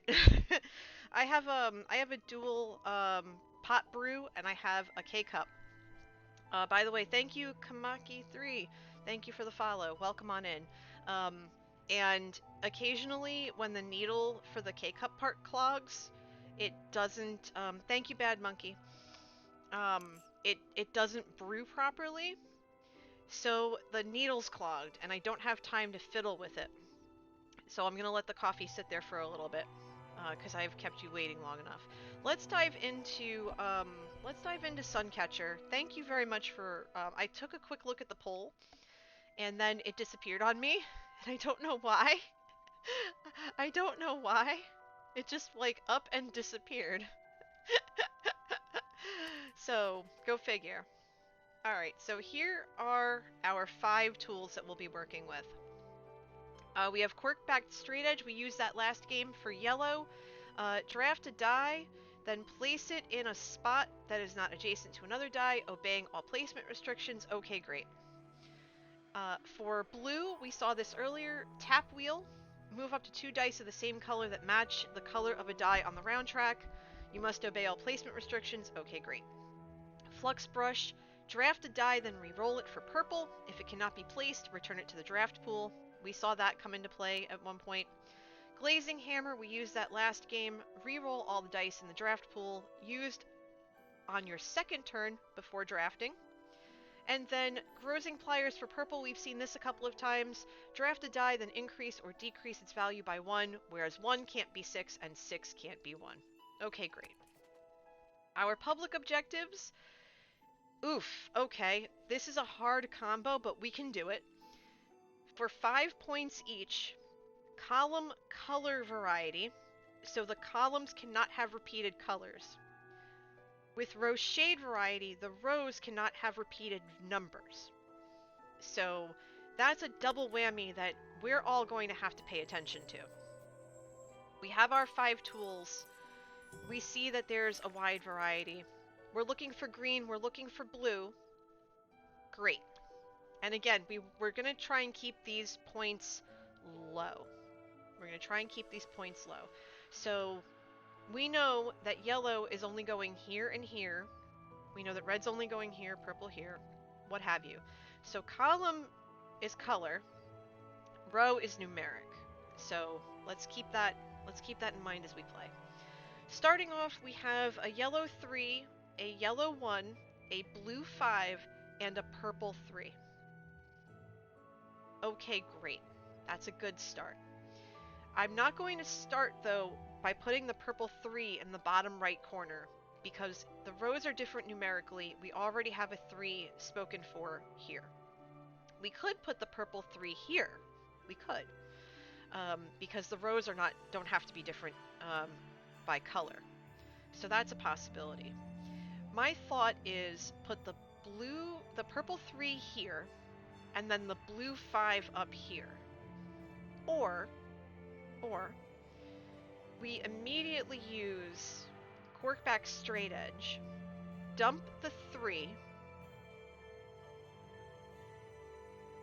we put the purple 3 here, and then the blue 5 up there, which I think would actually work out better. I think that would be better. That would open more of this space. Or we could start with the purple 5, burn the 3, and then place the 1 over here, which we could do as well. But I think placing the purple 3 here, burning this 3, using this 5 will leave 1 for the round track. So I think we can get away with that, honestly. I think that would be a good play. Because it would also, keep that round track number low. What do you think? What do you all think about that? Should I do that, or should I hold off for another round? And as you answer that question, I'm just going to continue eating the fruit that I brought in. Manatee doesn't know that I brought fruit into the office. He doesn't like it when I eat in here, but I try not to eat things that are messy. So, shh. Don't mind me. I'm a rebel, I guess. I don't know. Oh, I never told the other Othello story while I wait for you to answer my question. Um, last 2 years ago at PAX Unplugged, um, I was hanging out with Joe and a couple of other people, and I had signed up for an Othello tournament, and I was expecting to be gone the entire night, like for at least 2 or 3 hours. And so I said, I'm gonna go play in this tournament. It's on the other end of the hall. I'll catch up with you all later. So I dart off. I go to the tournament, and I'm like, okay, and everyone's hyping me up, like, oh, you're gonna do so well, you're gonna do so well, and I'm like, shh, shh, don't, you're gonna jinx me. I want to do well. I really want to play this. And I get there, and I realize about 30% of the game that I'm gonna be destroyed. They had perfectly played me into a corner, and I knew I was done. I knew the game was over halfway through, because I'd seen it so many times before. And I said, okay. So the game ends. Handily accepted defeat, had a great time, had a wonderful conversation with my opponent. Could not have been a nicer gentleman. And, I thanked everyone for allowing me to play and letting me figure out where everything was. And I came back, and it was maybe about, not even half an hour later, maybe about a half hour later. I come back, and they're all shocked. They're like, wait a minute, we weren't expecting to see you for another few hours. I said, yeah, I was knocked out first round. And they're like, oh, that's too bad. Do you want a soda or something? I was like, yes, please. As I met back up with them to finish out the night. Um, don't overestimate your skills, kids. They will come to bite you in the butt. But let's continue on. I'm gonna play that 3. I'm gonna burn the corked back straight edge, play that 5 up here just to get it out of the way. Again, because we want green and blue, and we definitely want blue. So we're gonna put that 1 right up there. I'm gonna chomp on a piece of mango while we wait for round 2. Thank you for the follow, Stuart JW97. Welcome. Make yourself at home. Come on in. We're playing Sagrada today. It's good to have you. Good to see everybody here today, whether you are here and just hanging out or lurking. Always fun to have everybody join me. Let's see. So what do we have at our disposal right now? We have a red 5, we have a red 4, a red 3, and a green 2. A lot of red. So we need to dump the higher point numbers here. We really do. But we have to be mindful that the columns can't be the same color. We know that red is spoken for here, so once we go up there, you were just typing to place the blue 5 when I placed it. Ah, okay. I gotcha. Okay, so...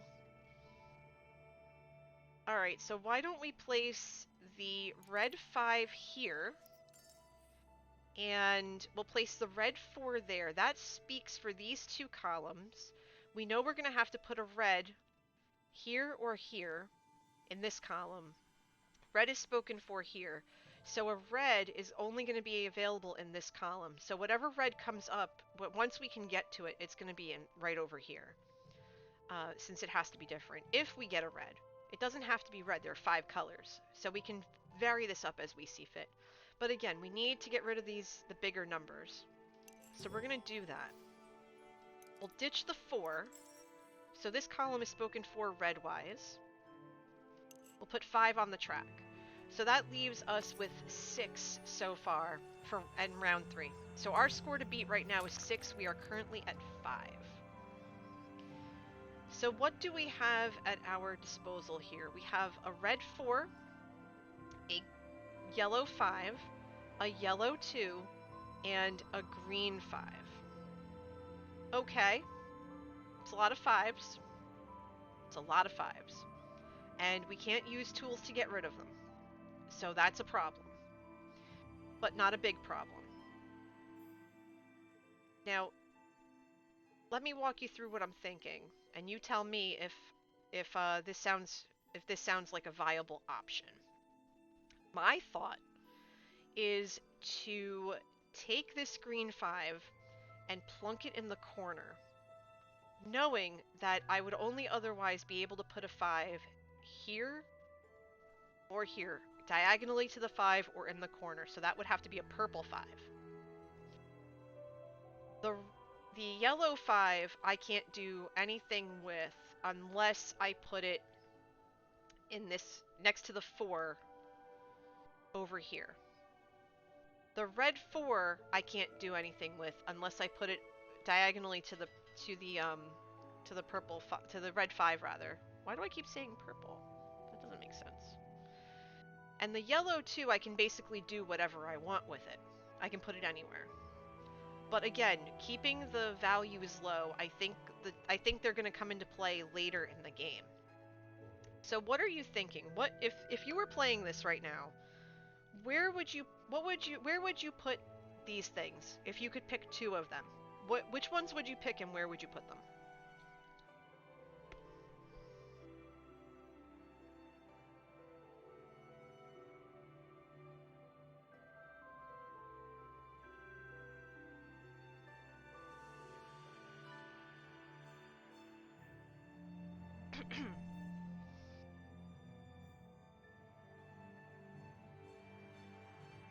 Because my thought is green 5 in the corner, and then the yellow 2 next to the blue 5 maybe. Green corner, yellow. Okay, so Bad Monkey says green 5 would get points placed in the green restriction. Okay, green corner. Alright, so everybody's with me on the green corner. So, okay, I'm seeing that. So let's do that. Alright, very good. Very, very good. Okay, so then what about this next one? What about this next one? Because I could put the red 4 up here. I could put the yellow 5. Well, I can't really put the yellow 5 anywhere. I can't place the yellow 5 at all. Unless I put it here. Next to the red 4. And that would solidify yellow for this column. Which isn't a bad idea, honestly.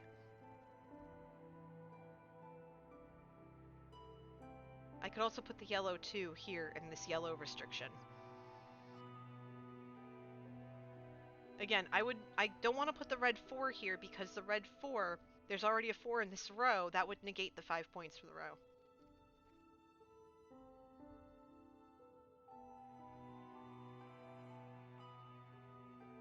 What are you thinking?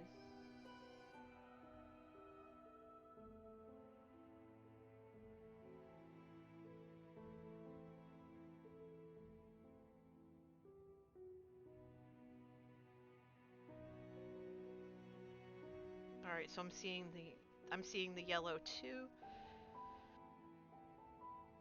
The yellow 5 would go well to the left of the red 4, ensures you have less points to beat. Okay, that's what I'm thinking. I'm seeing that in chat right now.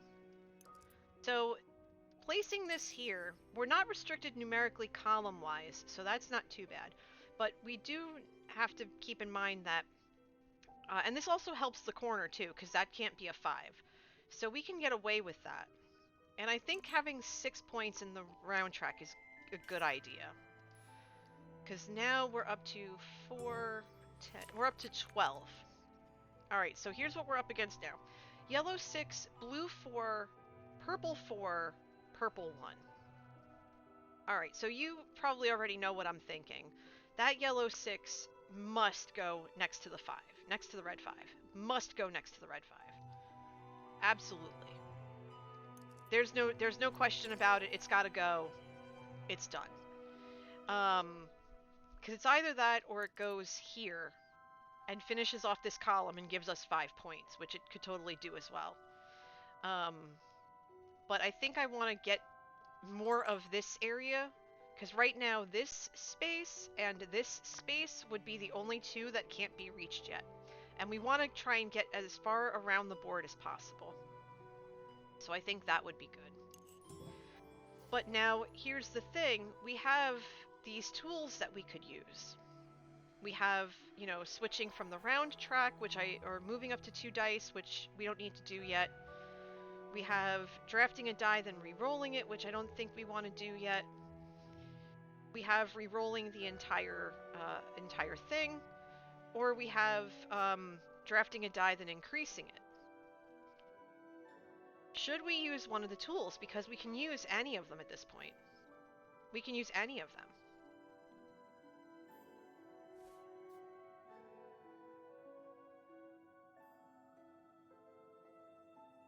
What do y'all think about that?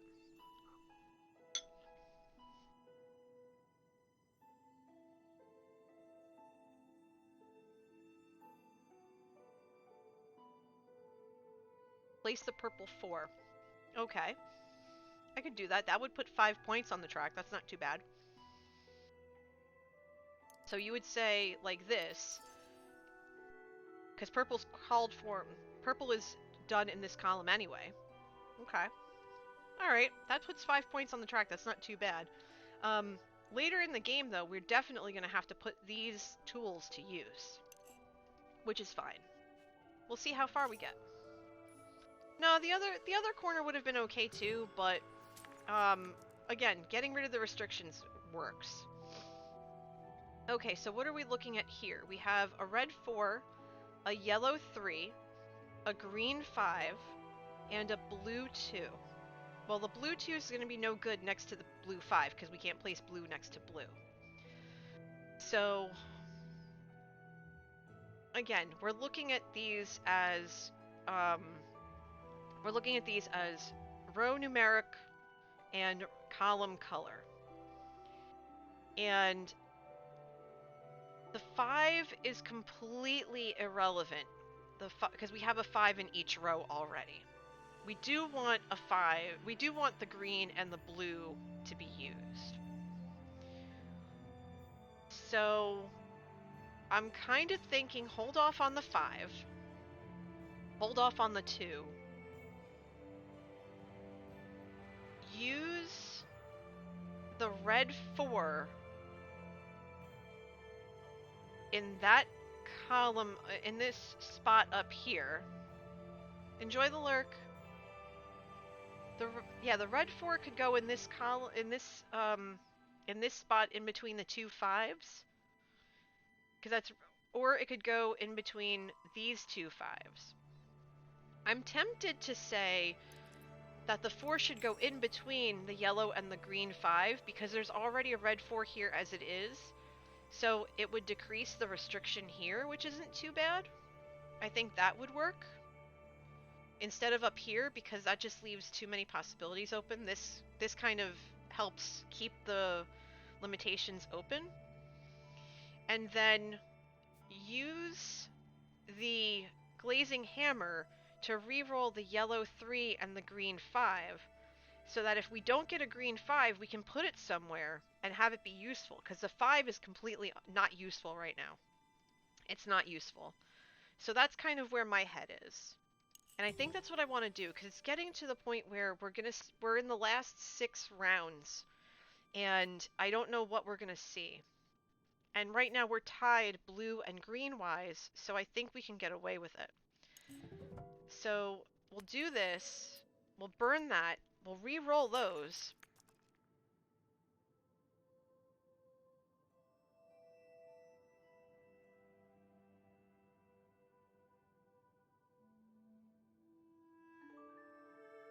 I know, I see it.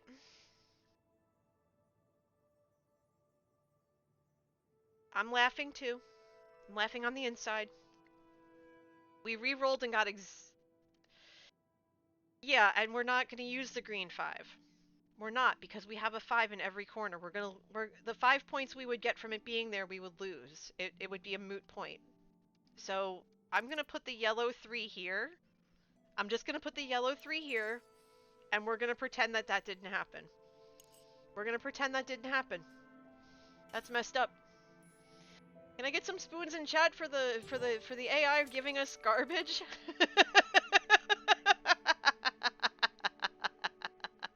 That was a travesty. That was messed up. That was beyond messed up. Thanks. Oh my gosh, that was terrible. Oh, that was terrible. Good flippin' grief. Okay, so what do we have to work with this round? We have a green 6, we have a blue 5, a blue 4, and a purple 6.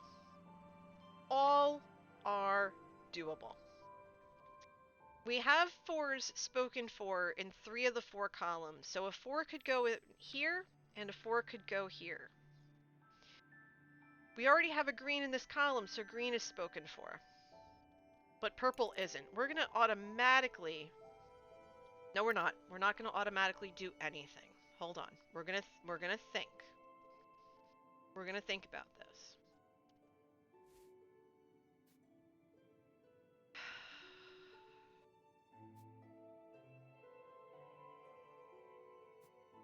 Okay.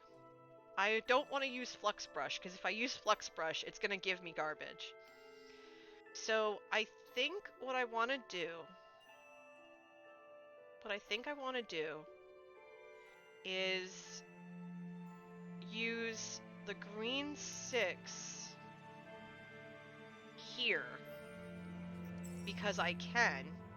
Because there's nothing that prevents me from doing so. Because I could go here, but again, this can't be numerically the same. So there's that. So I think the green 6 can go here, and then the purple 6 can go here. That's going to give me 5 points here. Plus, we're going to get another 6 points for the green. So that's an 11-point placement. Because right now, green is ahead of blue. So we're going to do that. Now, I could definitely use Tap Wheel. Locking myself in for a purple 2. No. In this column? Yeah, I am locking myself in for a purple 2. That's correct. If I put the green 6 beside the yellow restriction, you can fill it quickly. True. Now, here's where Tap Wheel could come in. We could get rid of the 5, and we move the green 6 up. This has to be anything. So we can move the green 6 here, and we could move the green 5 over to here, and that would be fine. So why don't we get rid of this 5? We're not going to lock ourselves into a purple. We'll keep that there. Because purple can't... It's going to be a... Wait, it's going to be a purple 2 no matter what. It's going to be a purple 2 no matter what over here. Unless we move the blue 5. But that's also going to be blue, so... We'd have to move the... We'd have to move the yellow 5, which I can't... The red 5, which I can't do.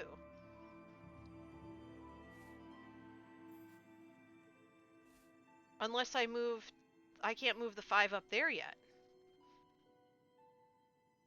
So that's a problem. Yeah, I can't do anything with that yet. I don't have a 2. So I think keeping the green 6 where it is fine. If I move the green over to here...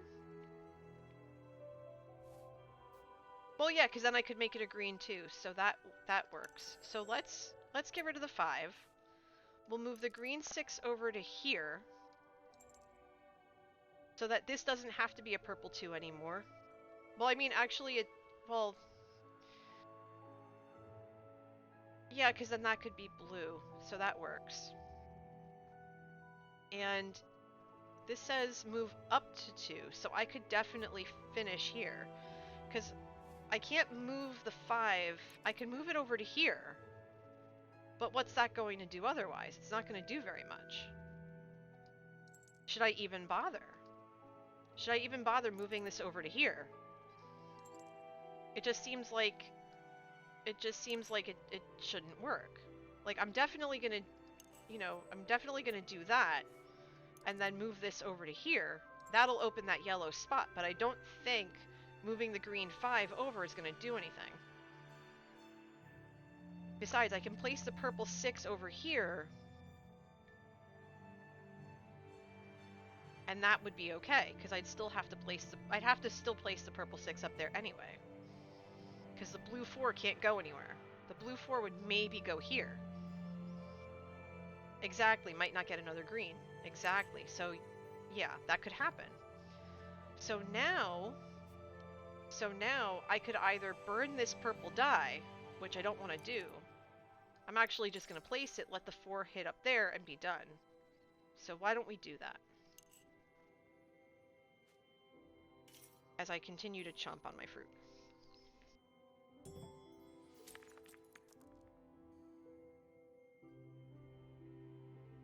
Heh, imagine that.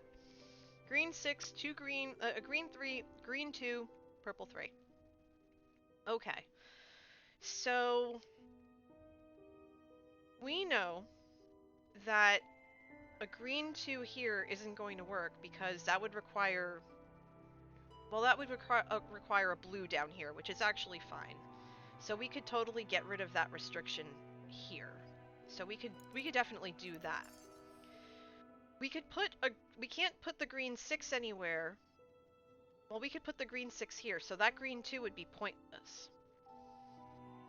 The purple 3 and the green 3. The green 3...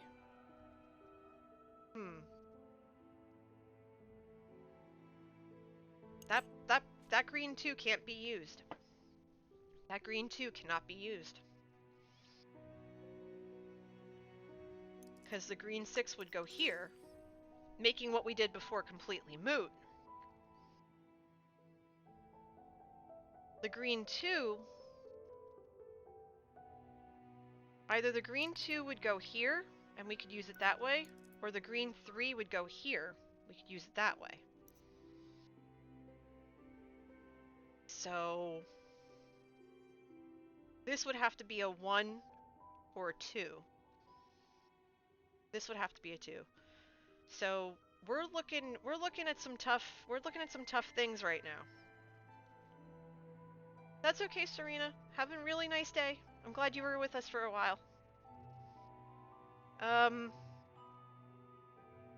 Now I could go ahead and see, I would have to burn this purple. Close a column. Yeah, I could. I could close this one off, and that would give me 5 points that way. This would have to be a 1 or a 3, which isn't too bad. So I think I want to do that. We'll put the 2 here. So green spoken for this column. This absolutely has to be a purple 2 now. Which, if we can do this or this, that would be good. But right now, that wasn't going to work.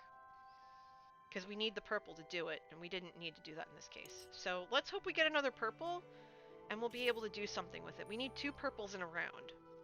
And we also need to get that red. We also need a red. Okay, so this isn't too bad. I couldn't change the 3 to a 2. Because I needed something else for that. Alright, so what are we looking at?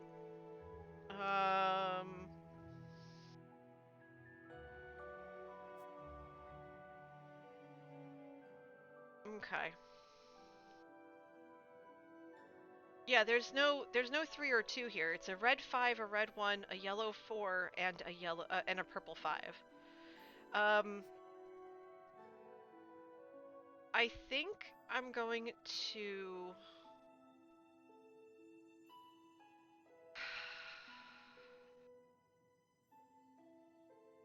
I could put... No, you're fine, Bad Monkey, you're fine. So the 5's gonna get burned by one of these tools. I could put the 4 and the 1 and just let this be 10 points. Or I could try to re-roll this, or make this a 2, just to burn it. So I think I'm gonna do that. Because I don't want to risk re-rolling, because if I re-roll and I have to use it as it is. So I don't want to take that risk. And this all has to be different numerically. So I could technically put the red 1 here and finish off this row, but I need the red open here. So, because I could also put the red one here. So let's see. Let's do this. We will pay this. We know this has to be a 1, 2, 3, or 5. 1, 2, 3, 4. 1, 2, 3, 4, or 5. It can't be a. It can't be a 5. Wait, it can't be a 5 or a 6.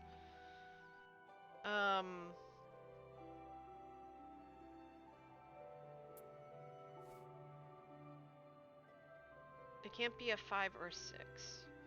So I'll make this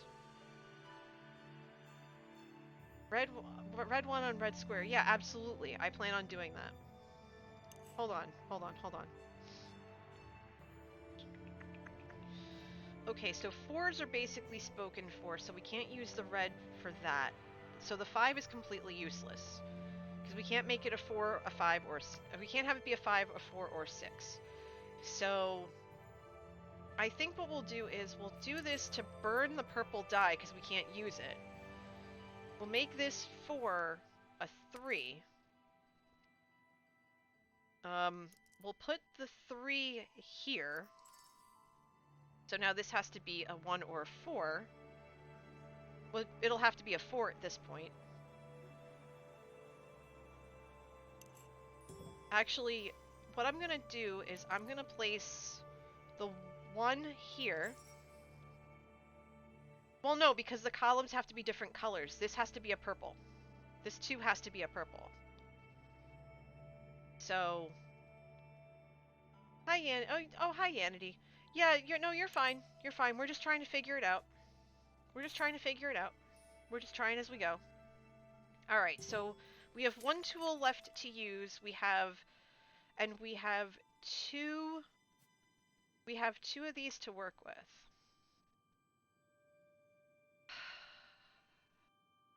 Okay.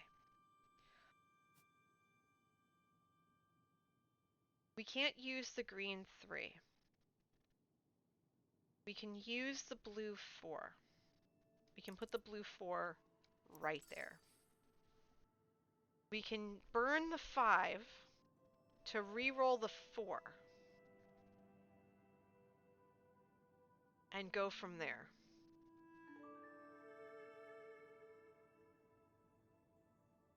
So I think that's what I'm going to have to do. Use this, burn the 5, re-roll the 4, and it became a 6. Ouch. Okay, that stunk. That means we're gonna lose 3 points. And we're gonna lose 13 points.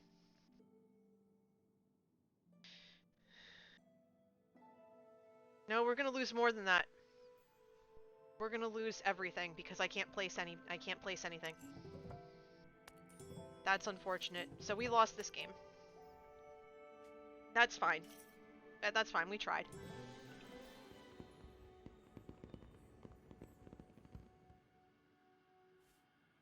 .58's our target score, but we're not going to come anywhere near it, and that's okay.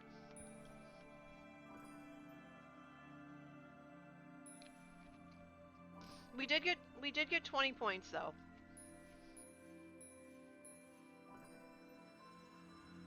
We're going to come out with 30 points. Not terrible. I mean, we were up against 2 really hard restrictions. And, you know, it happens. It happens. That's okay. We talked it through. We tried to figure it out. You know, it's fine. It's totally fine. It's fine. It's fine. It's fine. It's fine. It's fine. It's fine. Alright, so I've been going now for about 2.5 hours. I've got maybe 1 or 2 more games in me. So I'm gonna set this up. Hi, Yanity. I'm gonna set up a poll once we look at what's here, looking at red and purple as our colors.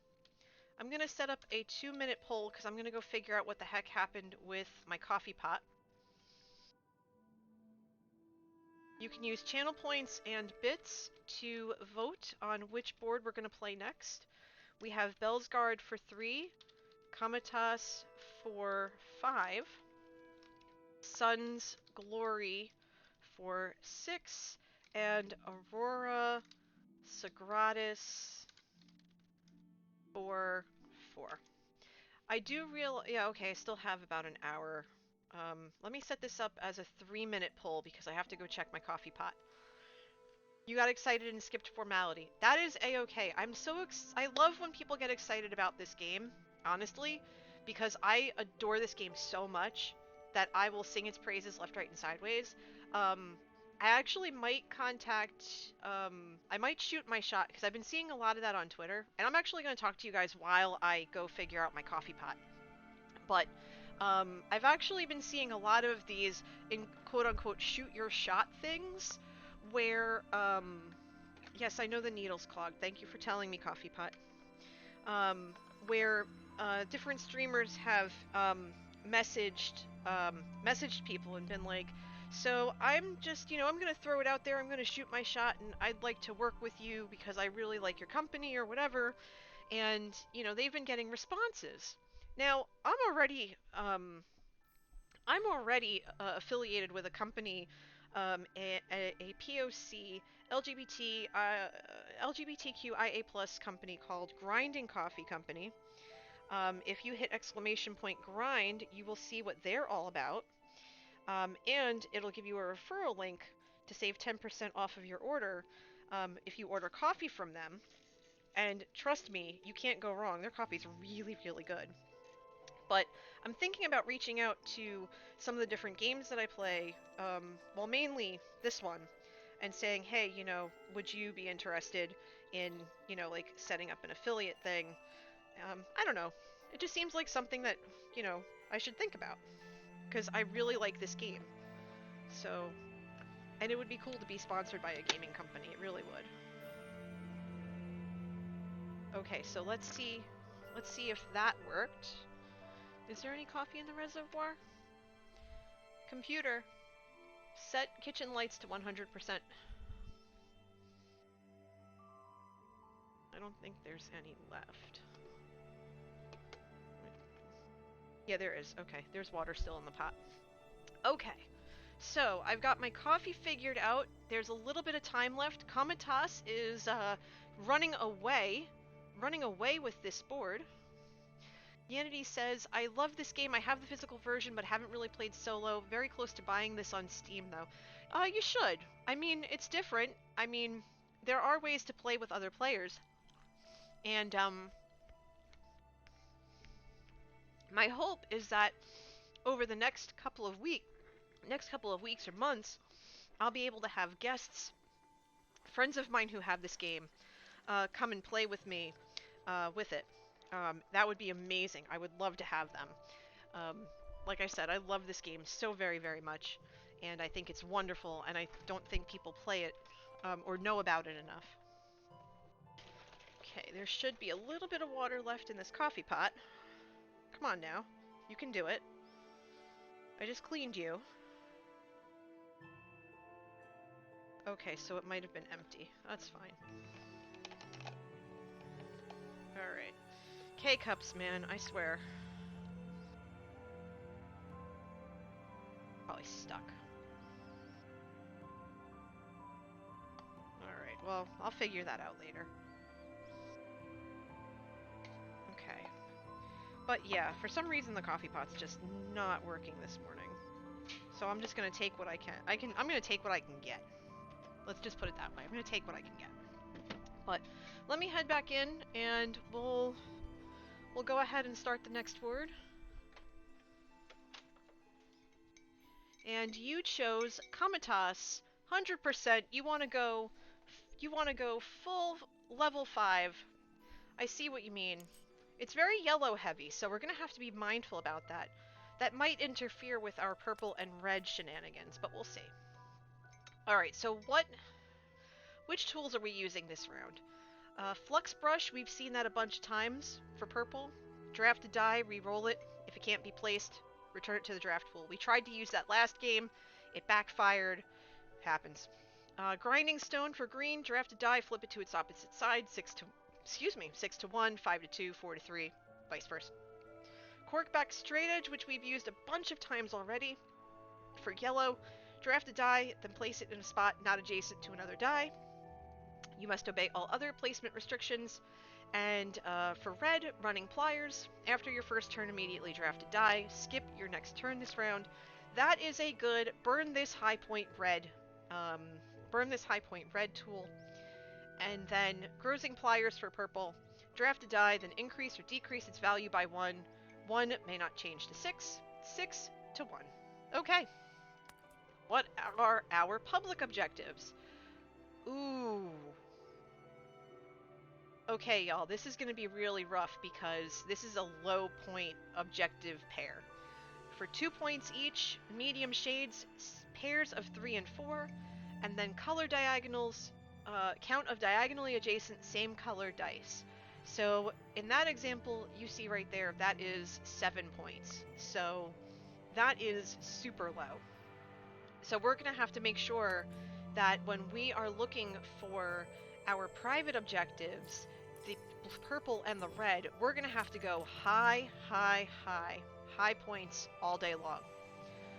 So what are we starting off with? We are starting off with 2 red 2s, a blue 5, and a purple 1. Okay. So no yellow to work with yet. That's totally fine. And we have a purple that will let us draft a die, then increase or decrease its value by 1. And we have Flux Brush. I think it's too soon to use any of these. But I do think it's okay to throw up this 2 and then throw out this 5 up here. Because we could also do this 2 here, and then if we did this 2 down here instead, we could put the 5 here and then have the diagonal go this way and then have the diagonal go that way and do it that way. What do you think about that? I'm kind of leaning towards, now that I'm looking at it, the red 2 in the lower corner, allowing this to be our diagonal, and then the blue 5 above it to be that diagonal. Bad Monkey says put the red on top. Okay. Okay, I'm listening.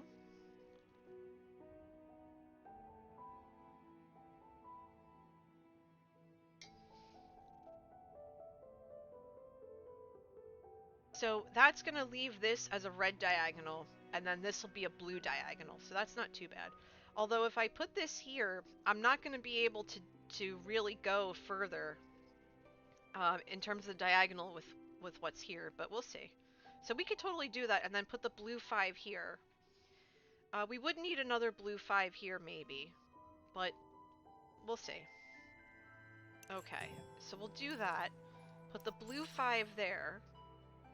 Done. That's going to leave 3.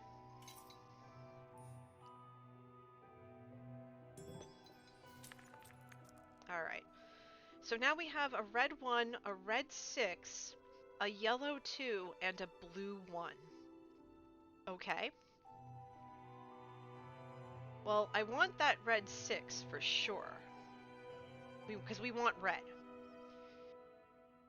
That red 6 is not going to go anywhere special, that's for sure. But this is where corked back straight edge comes into play. We do have a lot of yellow, don't get me wrong, we have a lot of yellow.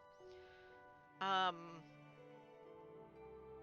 kind of thinking that the because here's one thought, is make this, put that there, get that out of the way, and then put the yellow 2 underneath it and not use cork back straight edge and leave this as 2. Because I can't really put this anywhere else except here. And that seems weird. Red 6 down left. So here. You want the red 6 here? Remember, we're trying to go for diagonals too, so we're a little stuck there. And there's nothing where I can move. I can't move anything I place down, so. could zigzag the red for diagonals. How though? We're starting with the 2 up here. So if I use the cork-backed straight edge, I would put the 6. I would want to put the 6 here to finish that diagonal, and then work around it, because it would zigzag around the yellows.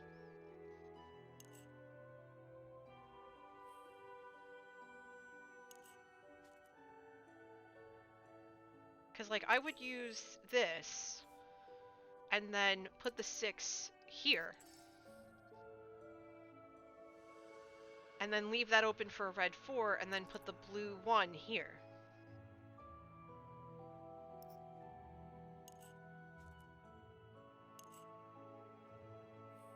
Talk to me, chat. Tell me what you're thinking.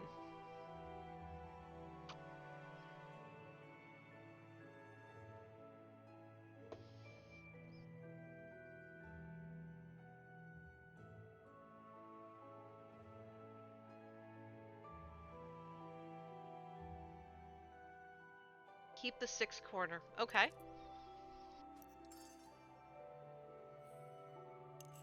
But then, in that case, to keep it low,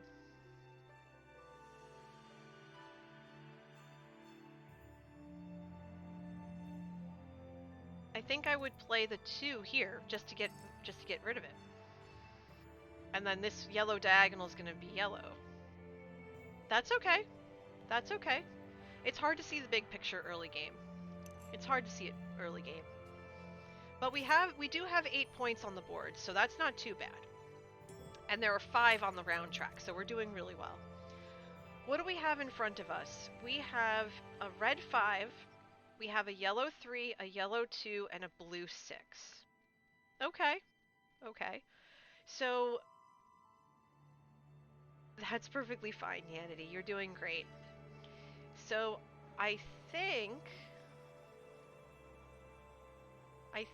what I'm gonna do is play the blue 6 here, because I can, and that'll give me a point for the diagonal. And then I think I want to burn the yellow 3 and play the red 5 over here to keep this diagonal with the 2 alive. So if I play that, I take this, I burn the 3, and I play that there.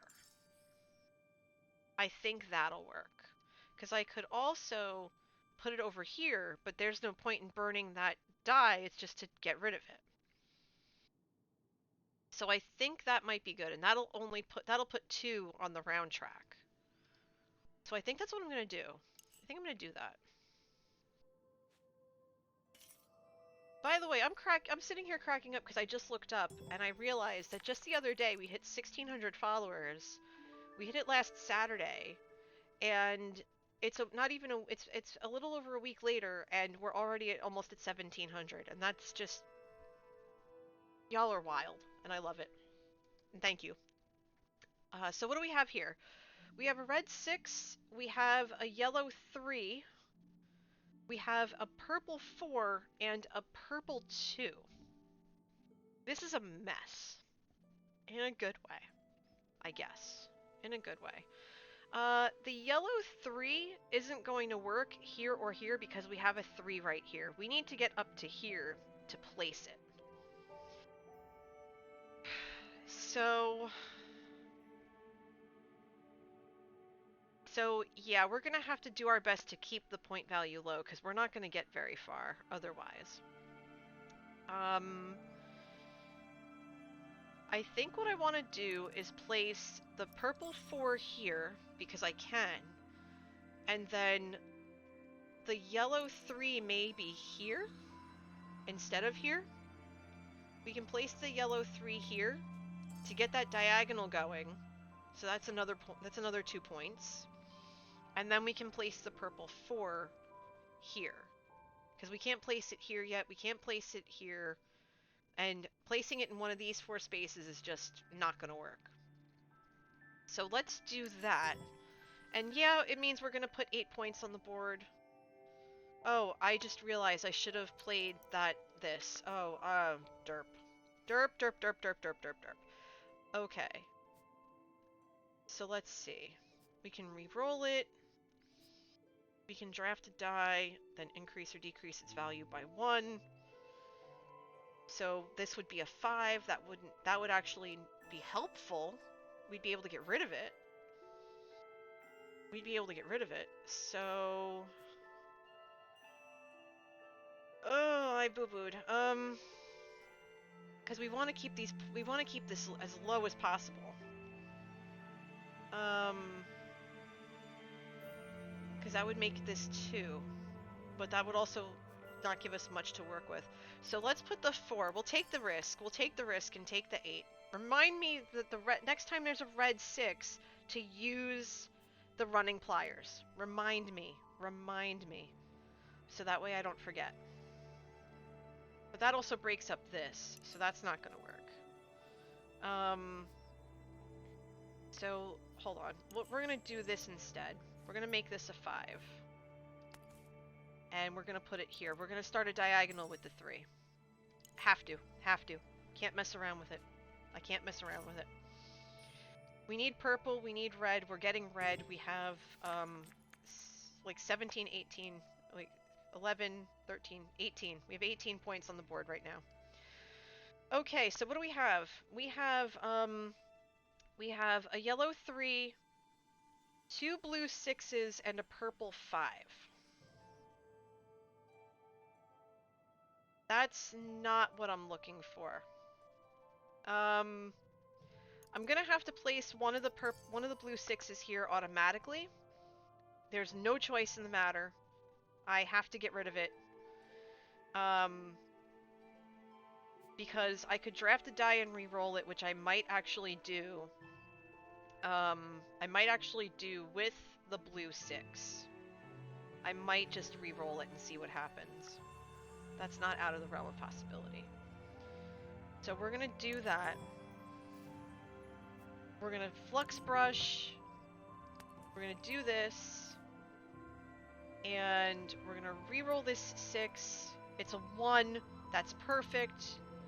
We'll put the 1 here. Wait, can we? How can we make this work? It would have been better as a 2, but that's fine. We're gonna put the 1 there. Boom, done. The 3 goes up there. We need more yellow that are not 3. We have 2 tools left. Okay, we have a red 5, a red 2, a green 2, and a blue 6. Well, the red 2 can automatically go here. I have no use for the red 5. So I'm going to play this, burn this red 5.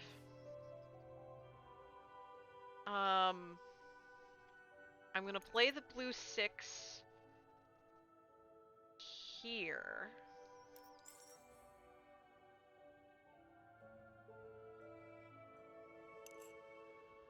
And now all I have left is the grinding stone. So the grinding stone is going to come in handy, I guess. We'll see. Red 1, yellow 6, green 2, purple 3. Okay. What can we do with this? Draft a die, then flip it to its opposite side.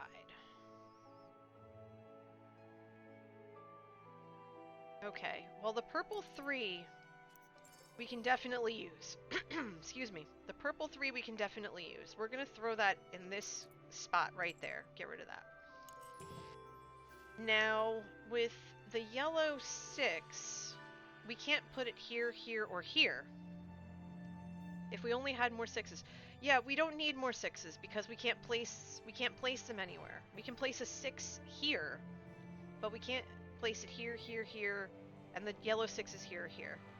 So what we're gonna do, so that we don't have to put a 6 up there, is we're gonna use grinding stone, ditch that, take this, make it a 1, put it there, get another point for the diagonal, put the 1 up on the track. Now all the tools are used, so these last 3 rounds we're in really bad shape. but we're not in good shape, we're not in bad shape. Alright, so what do we have? We have a yellow 3, a yellow 2, a red 1, and a green 6. The green 6 is going here no matter what. That's going to ruin this diagonal, but it's fine. Now, the red 1, I can't use at all. But the yellow 3, I can. So the 6 is going to go there. The 3 is going to go here, because I could put it here. I can't put the yellow 3 or 2 here, so it's got to go here. This has to be a 1, a 4, or a 5 that's yellow.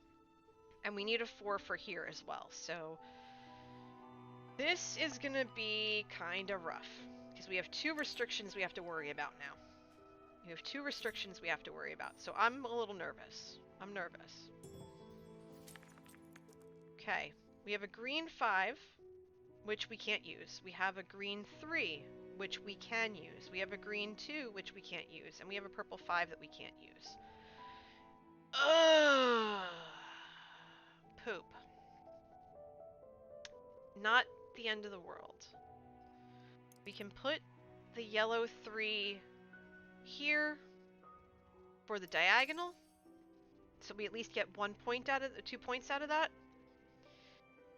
And the rest of this is moot. We can't use any of it. Because the 5 will be next to a 5, the 2 will be next to a 2. Same thing with the purple 5. It's not good, but not bad. So this is why we played very conservatively. So now we're in the last round. We know we're losing at least 3 points. We're gonna lose at least 3 points. This hurts. This was worst case scenario. So what are we looking at in terms of point-wise at this moment? Because none of those dice work. I can't place the 6. I can't place the 6 or the 4.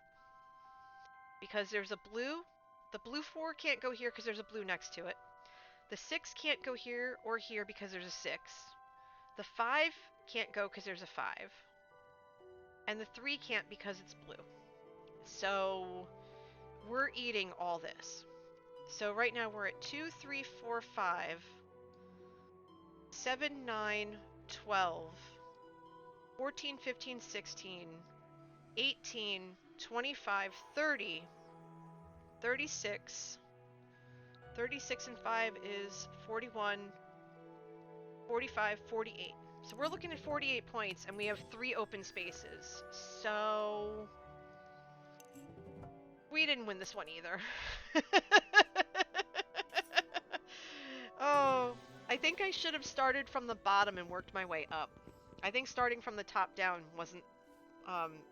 didn't work. Yeah, because there were no 4s. We lost because of 4s. But we tried with the reds. I think we did well on the reds. I think that's where it could have been a lot worse if we didn't have the reds. So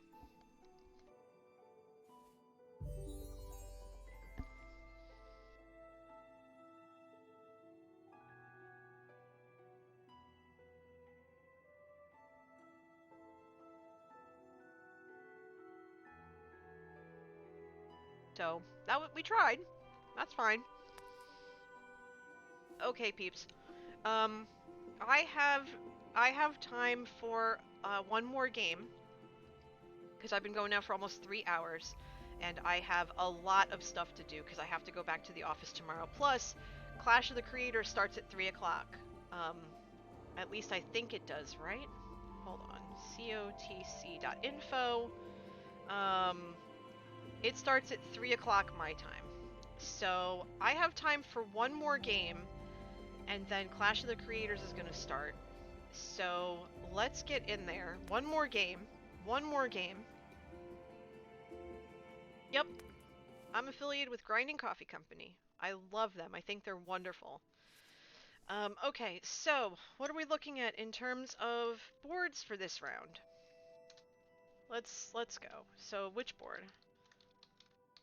So we have Chromatic Splendor for 4. We have Fractal Drops for 3. We have Virtus for 5. And we have Water of Life, which we've seen a couple of times now, for 6. Okay, I'm going to shorten this poll to a minute. You can use bits or coffee beans to boost your votes. So get in there, let me see what you want me to play. We're going to be focusing on blue and green this round.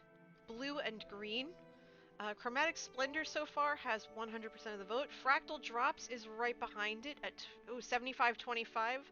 Virtus and Water of Life not even being looked at right now. Fractal Drops is catching up. How does difficulty affect solo mode? Right now I'm playing on very easy, and that gives me 5 tools to work with. As the difficulty increases, the amount of tools at my disposal decreases. So super hard, you only get 1. You get 1 tool to work with. So, we're at 50-50. No wait, Chromatic Splendor takes the lead at 53% with about maybe 15 seconds to go. Fractal Drops right behind it at 47%.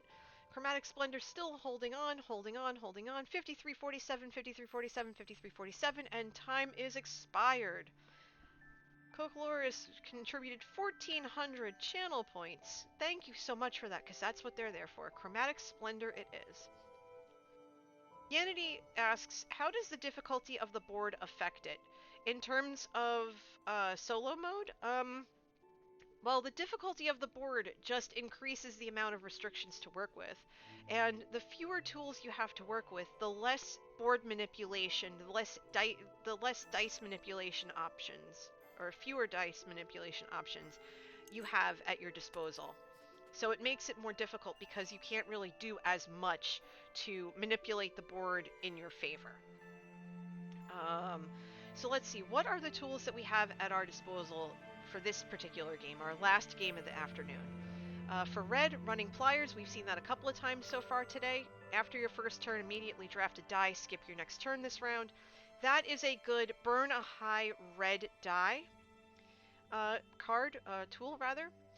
Flux Remover, we've seen that before. These are all tools we've seen before today. Welcome back, Serena. We did not win that game. We haven't won a game since the first one, and that's okay. Flux Remover, draft a die, then swap it for a new die from the supply. Choose a value, place the new die, obeying all placement restrictions, or return it to the draft pool. That's for purple. Also for purple, Grozing Pliers, draft a die, then increase or decrease its value by 1. 1 can't be 6, 6 can't be 1. Okay, fair enough. For green, Grinding Stone, we've seen that too. Draft a die, then flip it to its opposite side, so 6 to 1, 5 to 2, 3 to 4, and vice versa. And Tap Wheel for blue, move up to 2 dice of the same color that match the color of a die on the round track. You must obey all placement restrictions. Our public objectives, this is going to be a lot easier. Color and shade variety each. Color for 4 points, sets of 1 of each color anywhere. That's a max of, I think, 16 points. Yeah, 16 points because there's only 20 spaces. And for 5 points, sets of 1 of each value anywhere. So that's going to be very interesting. We're going to see what we can do with that. Yanity says, I know in multiplayer you get the same number of tokens as the difficulty of the board. That is correct. So a player with a 4 difficulty gets 4 tokens to use on the tools. I didn't know if that affected game mechanics in solo mode beyond strategy. Well, in solo mode, the difference is that the favor tokens only signify the difficulty. They're not used to use the tools. In solo mode, the tools are designated by a colored die. And so to use that tool, you burn that colored die, but you can only use that tool once in the game, as opposed to having the favor tokens where you use the tools for however many favor tokens you have to use them. So that's what makes it harder. We're starting off with a yellow 4, 2 blue 1s, and a purple 6. Okay, not bad, I guess. I really want to see that 6 in that spot. So I want to know why we as an audience are being mean with harsher boards. You're not being mean. I don't think you're being mean at all. I think you're just, I think you're merely, um, I think you're merely trying um, to just increase the difficulty for me because I like being challenged. And I think you want to work together to, I really think you want to work together to beat these harder difficulty boards. I don't think you're being mean at all. I think you just like a challenge, and I love that about you guys. I do. I think that's wonderful, honestly. I think that's absolutely wonderful. So, go for it. All right. So let's see. Hi, Lacerte. 11 months in a row, Tier 1. Good afternoon, sir, or good morning, your time, I think, right? It's good to see you. Almost a year, where did the time go? It flew! It actually flew, I can't believe it. I can't believe it, but thank you. It's so good to see you. Okay, so here's what I'm thinking. I don't want to use any of the tools right away, but I need to get rid of this 6. I really do. So what I'm thinking of doing is taking the 4, placing it in the corner, then opening up with the 6 here. Because we're not restricted by numerical rows, we're not restricted by color columns, we can basically go willy-nilly and just dump all the different colors in here. So I think that's what I want to do. And get rid of these higher colors, or higher numbers. So get rid of the yellow 4, dump the purple 6, put 2 in the round track, and start off small.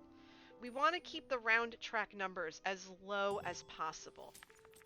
We do have 2 1 spaces, and we will be using those, but we really need to get rid of all the higher numbers.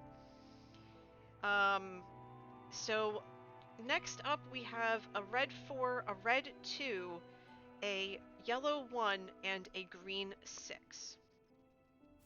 Well, I want to take this green 6, and I want to immediately plunk it in this 6 space. So I think we're good there. Now, this is a 20 space grid, and with the 5 shade, we know that we're only going to get 15 points from this because there's only room for 3 full sets, and we now have 2 6s on the board. So another 6, and we will be golden. Plus, it's a green. That's going to give us. We will be using those famous last words. Very true. Very true. We have this green 6.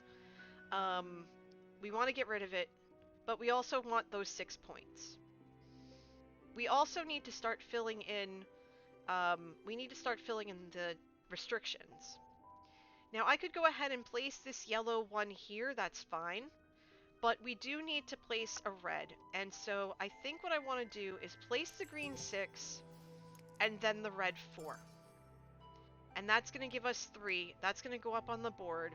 It's going to give us a little bit more color variety for when tap wheel comes into play, because we know it will. We hope it will. And we'll go from there.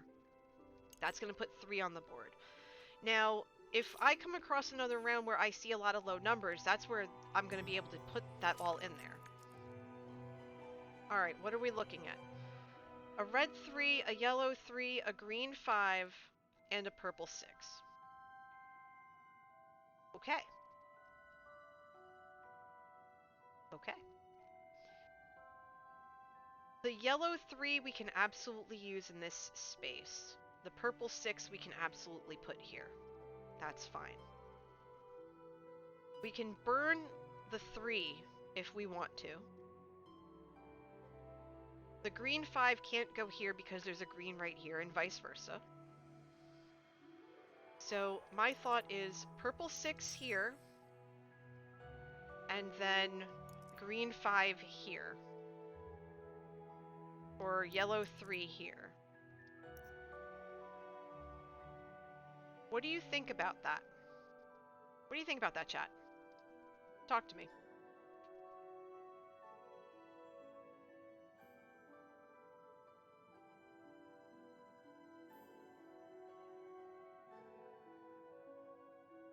You say yellow 3 to get rid of the restriction. Okay.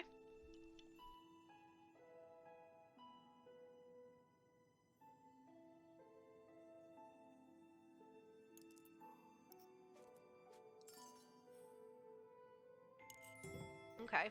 I still want to ditch that 6 though, so I'm gonna just plunk it here. Yep. Plus, you know, it's fine. I really want to get that green 5. I do. I don't want to waste it, but there's really no... I could put it here, but I think we're okay for now. I think we're okay for now. And again, that gives variety. So now we have 3 colors on the board. We have blue, yellow, well 4 out of the 5. So tap wheel is going to be able to be useful because we can move stuff around. We have a yellow 4, a green 6, a blue 5, and a blue 4. Okay. Okay, that's fine. I'm thinking we put the blue 4 here, and then we put the green 6. We put the green 6 up there, and cut this down. We could also use tap wheel and start moving stuff around. We could do that. Like, we could put the 4 over here, like move the 4 here. And, you know, we could keep the 3 here, but we could move the 4 there. Like, there's stuff we can do to lower the point value.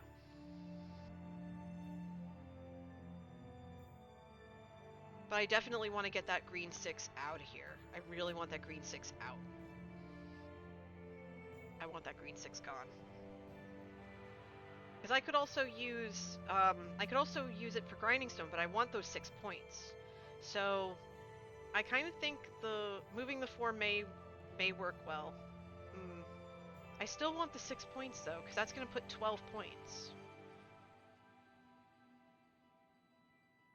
That's going to put 12 points. So I think I want to do that. But that's enough for the 6s. Fits in the middle while keeping the edges open. Yeah.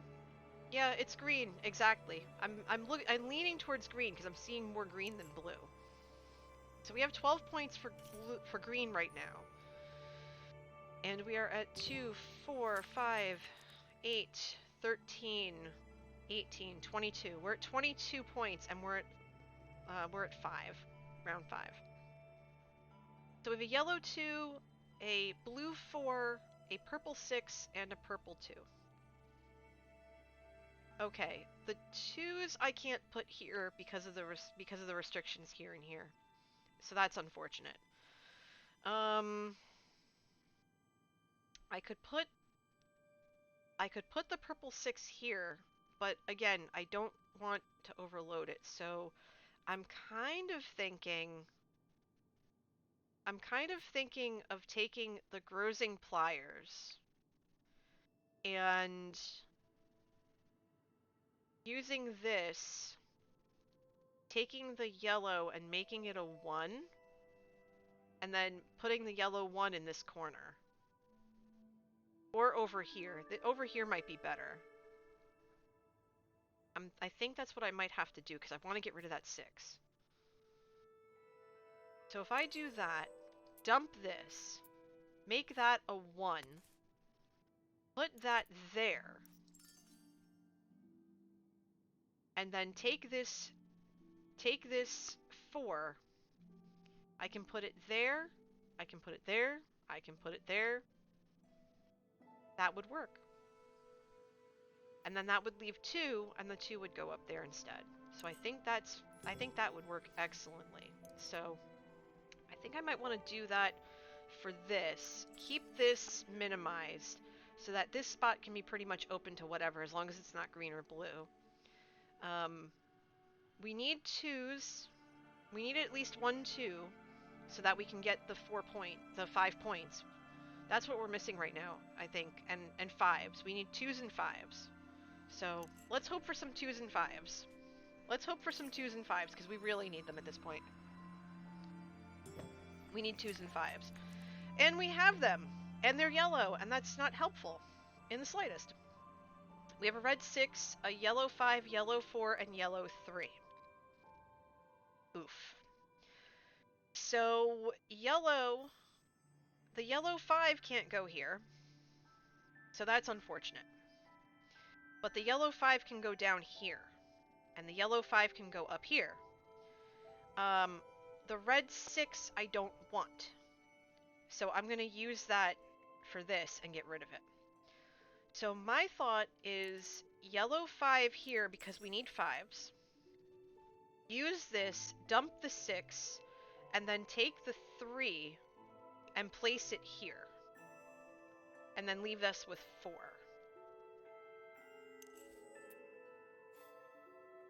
And then place the 3 here, getting that yellow restriction out of the way, and that leaves us with the 1, a 2, and a 5 restriction, and we're just gonna have to really hustle to get those completed. Yeah, I think that was the smart play. And, you know, don't be afraid to speak up and tell me if this is all, like, banana pants, and you're just like, no, don't do it! Like, tell me if you see something I don't, because normally you guys do see stuff I don't. Alright, so what are we looking at here? We have a red 4. What did the red tool do? It basically, it gave me a second turn, but in solo mode you already have it. So that tool is really good for just getting rid of a high cost red. That's really all it's there for in solo mode. It's useless otherwise.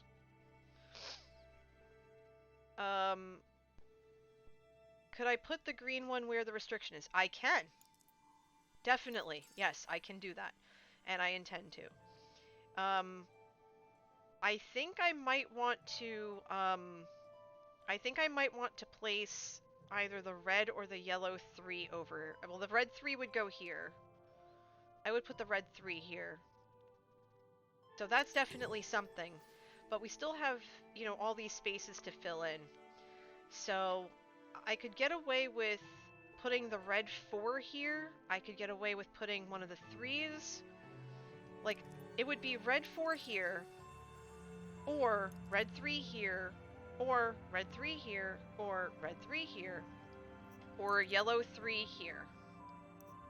Red 3 keeps other options open still. So you're saying red 3 over here, keep this all wide open.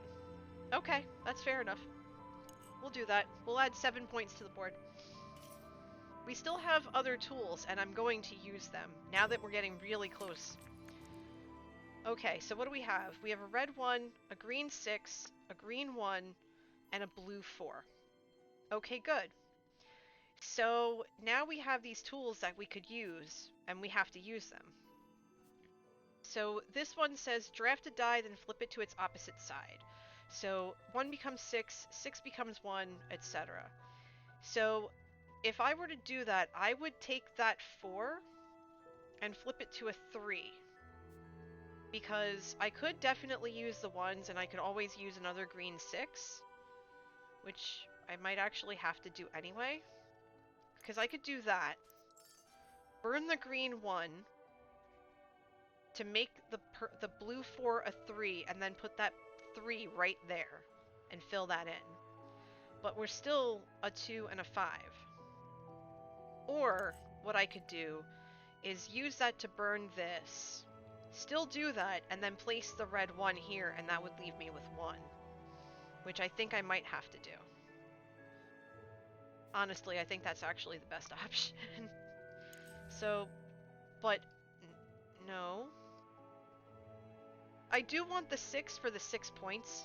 I do. I really do. But I'm afraid of locking it in. Green 6 in corner, but no more green placement. Alright, I'm just gonna,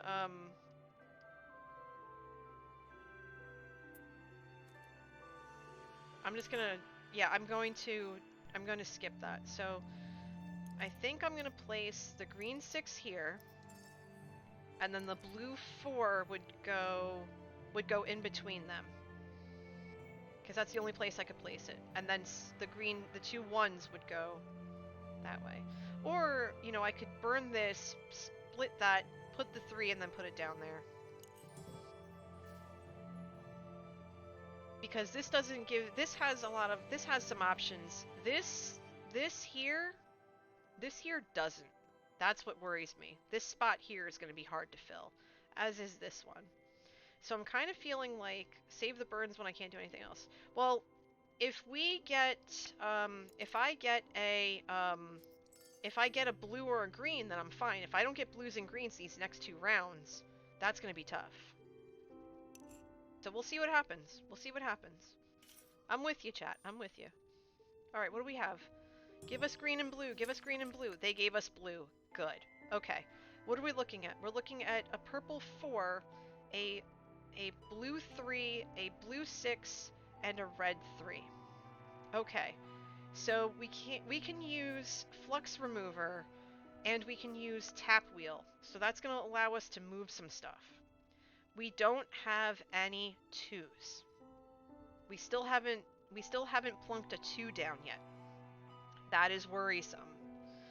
And we can't use this purple 4, so we're going to have to use a tool for it. The blue 3 we absolutely can use. We can use the blue 3. We can use the red 3. We can use both 3s. The 6 and the 4 we can't do anything with. Because if we try tap wheel, we could maybe take this 5, move it down here. We could take this 5, move it down here. Take this 4, and not move it. So yeah, this 5 would come down here. That would allow us to play the red 3 up there.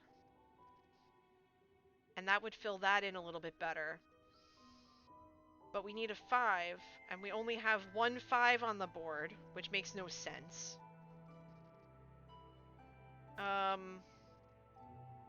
Draft a die, then swap it for a new die from the supply.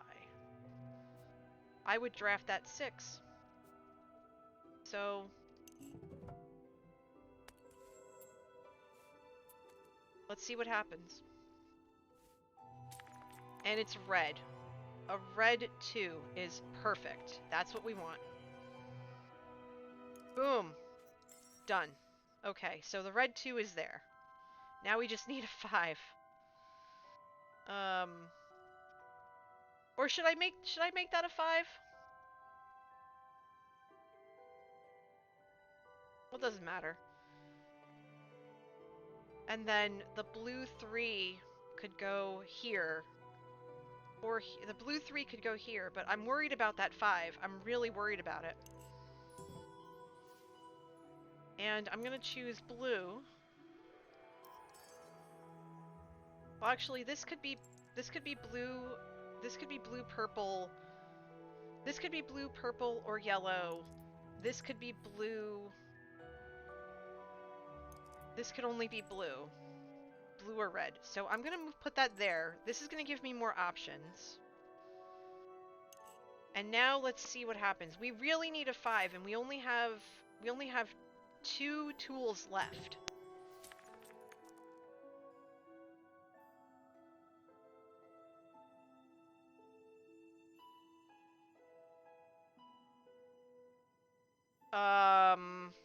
Okay.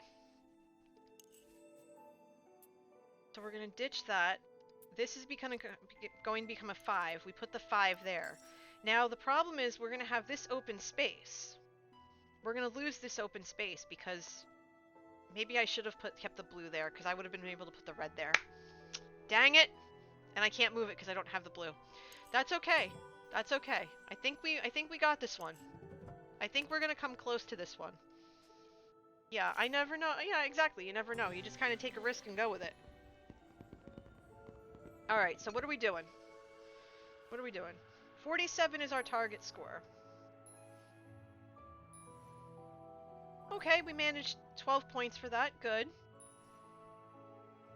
5 points for the shade variety. Oh, okay, so we didn't win this one either. But that's okay. That's okay. I think we did really well, despite it. We did win 1 game today. We won 1 game today, so that's not too bad. That's not bad at all. That's not bad at all. So now that we've accomplished all of that,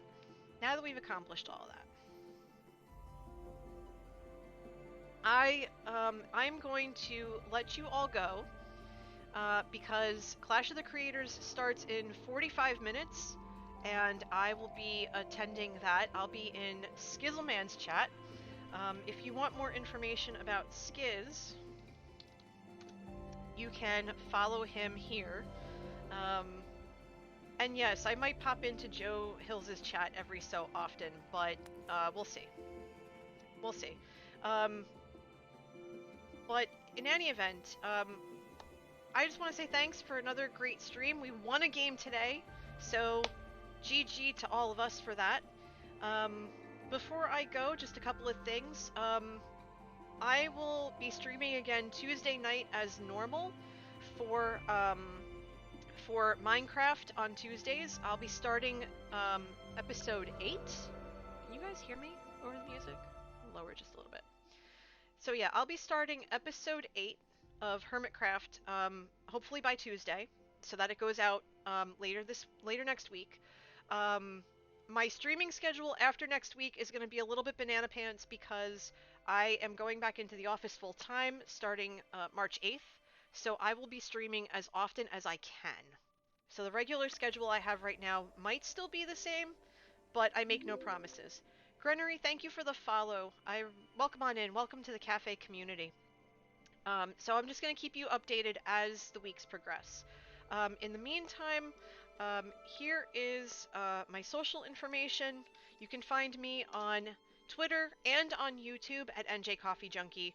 YouTube is where I post all my Minecraft videos. Twitter is where I post where I go live, in addition to my Discord. I also have a Patreon. So if you want to check that out, if you are a fan of my work and you want to support me further, that's amazing. You can check me out there. You can join Half Calf Craft, which is my Minecraft realm at certain levels, so check that out for more info. And as mentioned before, I have a Discord. You do not have to be a subscriber to this channel or my YouTube channel to join it. You just have to be 13 years of age or older. We're a vibrant, growing community, and we would love to have more people join us in the cafe. That's what we call That's what we call the Discord. It's our cafe, and we cultivate it as we see fit.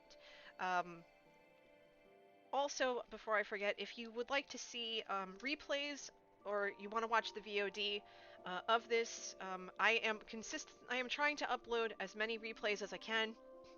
Stream replays to my second channel. Make sure you're subscribed to that as well so that you can get updated on that. I'll be posting as many of the streams as possible this week. You'll see a lot of uploads for that, so check all of that out there. But with that, everybody, I'm going to send you on a raid. Let's find someone we can raid. Let's see, who have we not raided in a while? Who haven't we raided in a while? Let's see, who's streaming right now? You know what? I am gonna send you over to Evil Notion. He was up until really late last night, um, but, um, but apparently he's streaming again. He's playing a game that everyone seems to be obsessed with called Valheim. It's like a Viking game, and it's the hot new thing now, so I'm really excited for you to check that out. Make sure you go and give him a follow, give him some love, tell him that NJ's raid is freshly brewed. But with that, everybody, again, thank you so very much for everything you've done for me and continue to do for me by giving me this this platform to just have fun and hang out with y'all. You're awesome. But have a wonderful day. Hopefully I'll see you in Skiz's chat in a little while. Wear your masks, wash your hands, and be excellent to yourselves and to each other. Have a wonderful day, and I can't wait to see you all on Tuesday for some Minecraft shenanigans. So yeah, and I'll see you in the Discord otherwise. As I wait for this raid to click through, I keep forgetting that it takes like 5 minutes for the thingy to go down. So sit tight for just a split second. Oh my gosh, this is so silly. This is so silly. But seriously, um, this wouldn't be possible without all of you, and I appreciate you. I really do. But go have fun with Evil Notion, and I will catch you all. I'll catch you all a little bit later. Raid starting in 6, 5, 4, 3, 2, 1. Bye.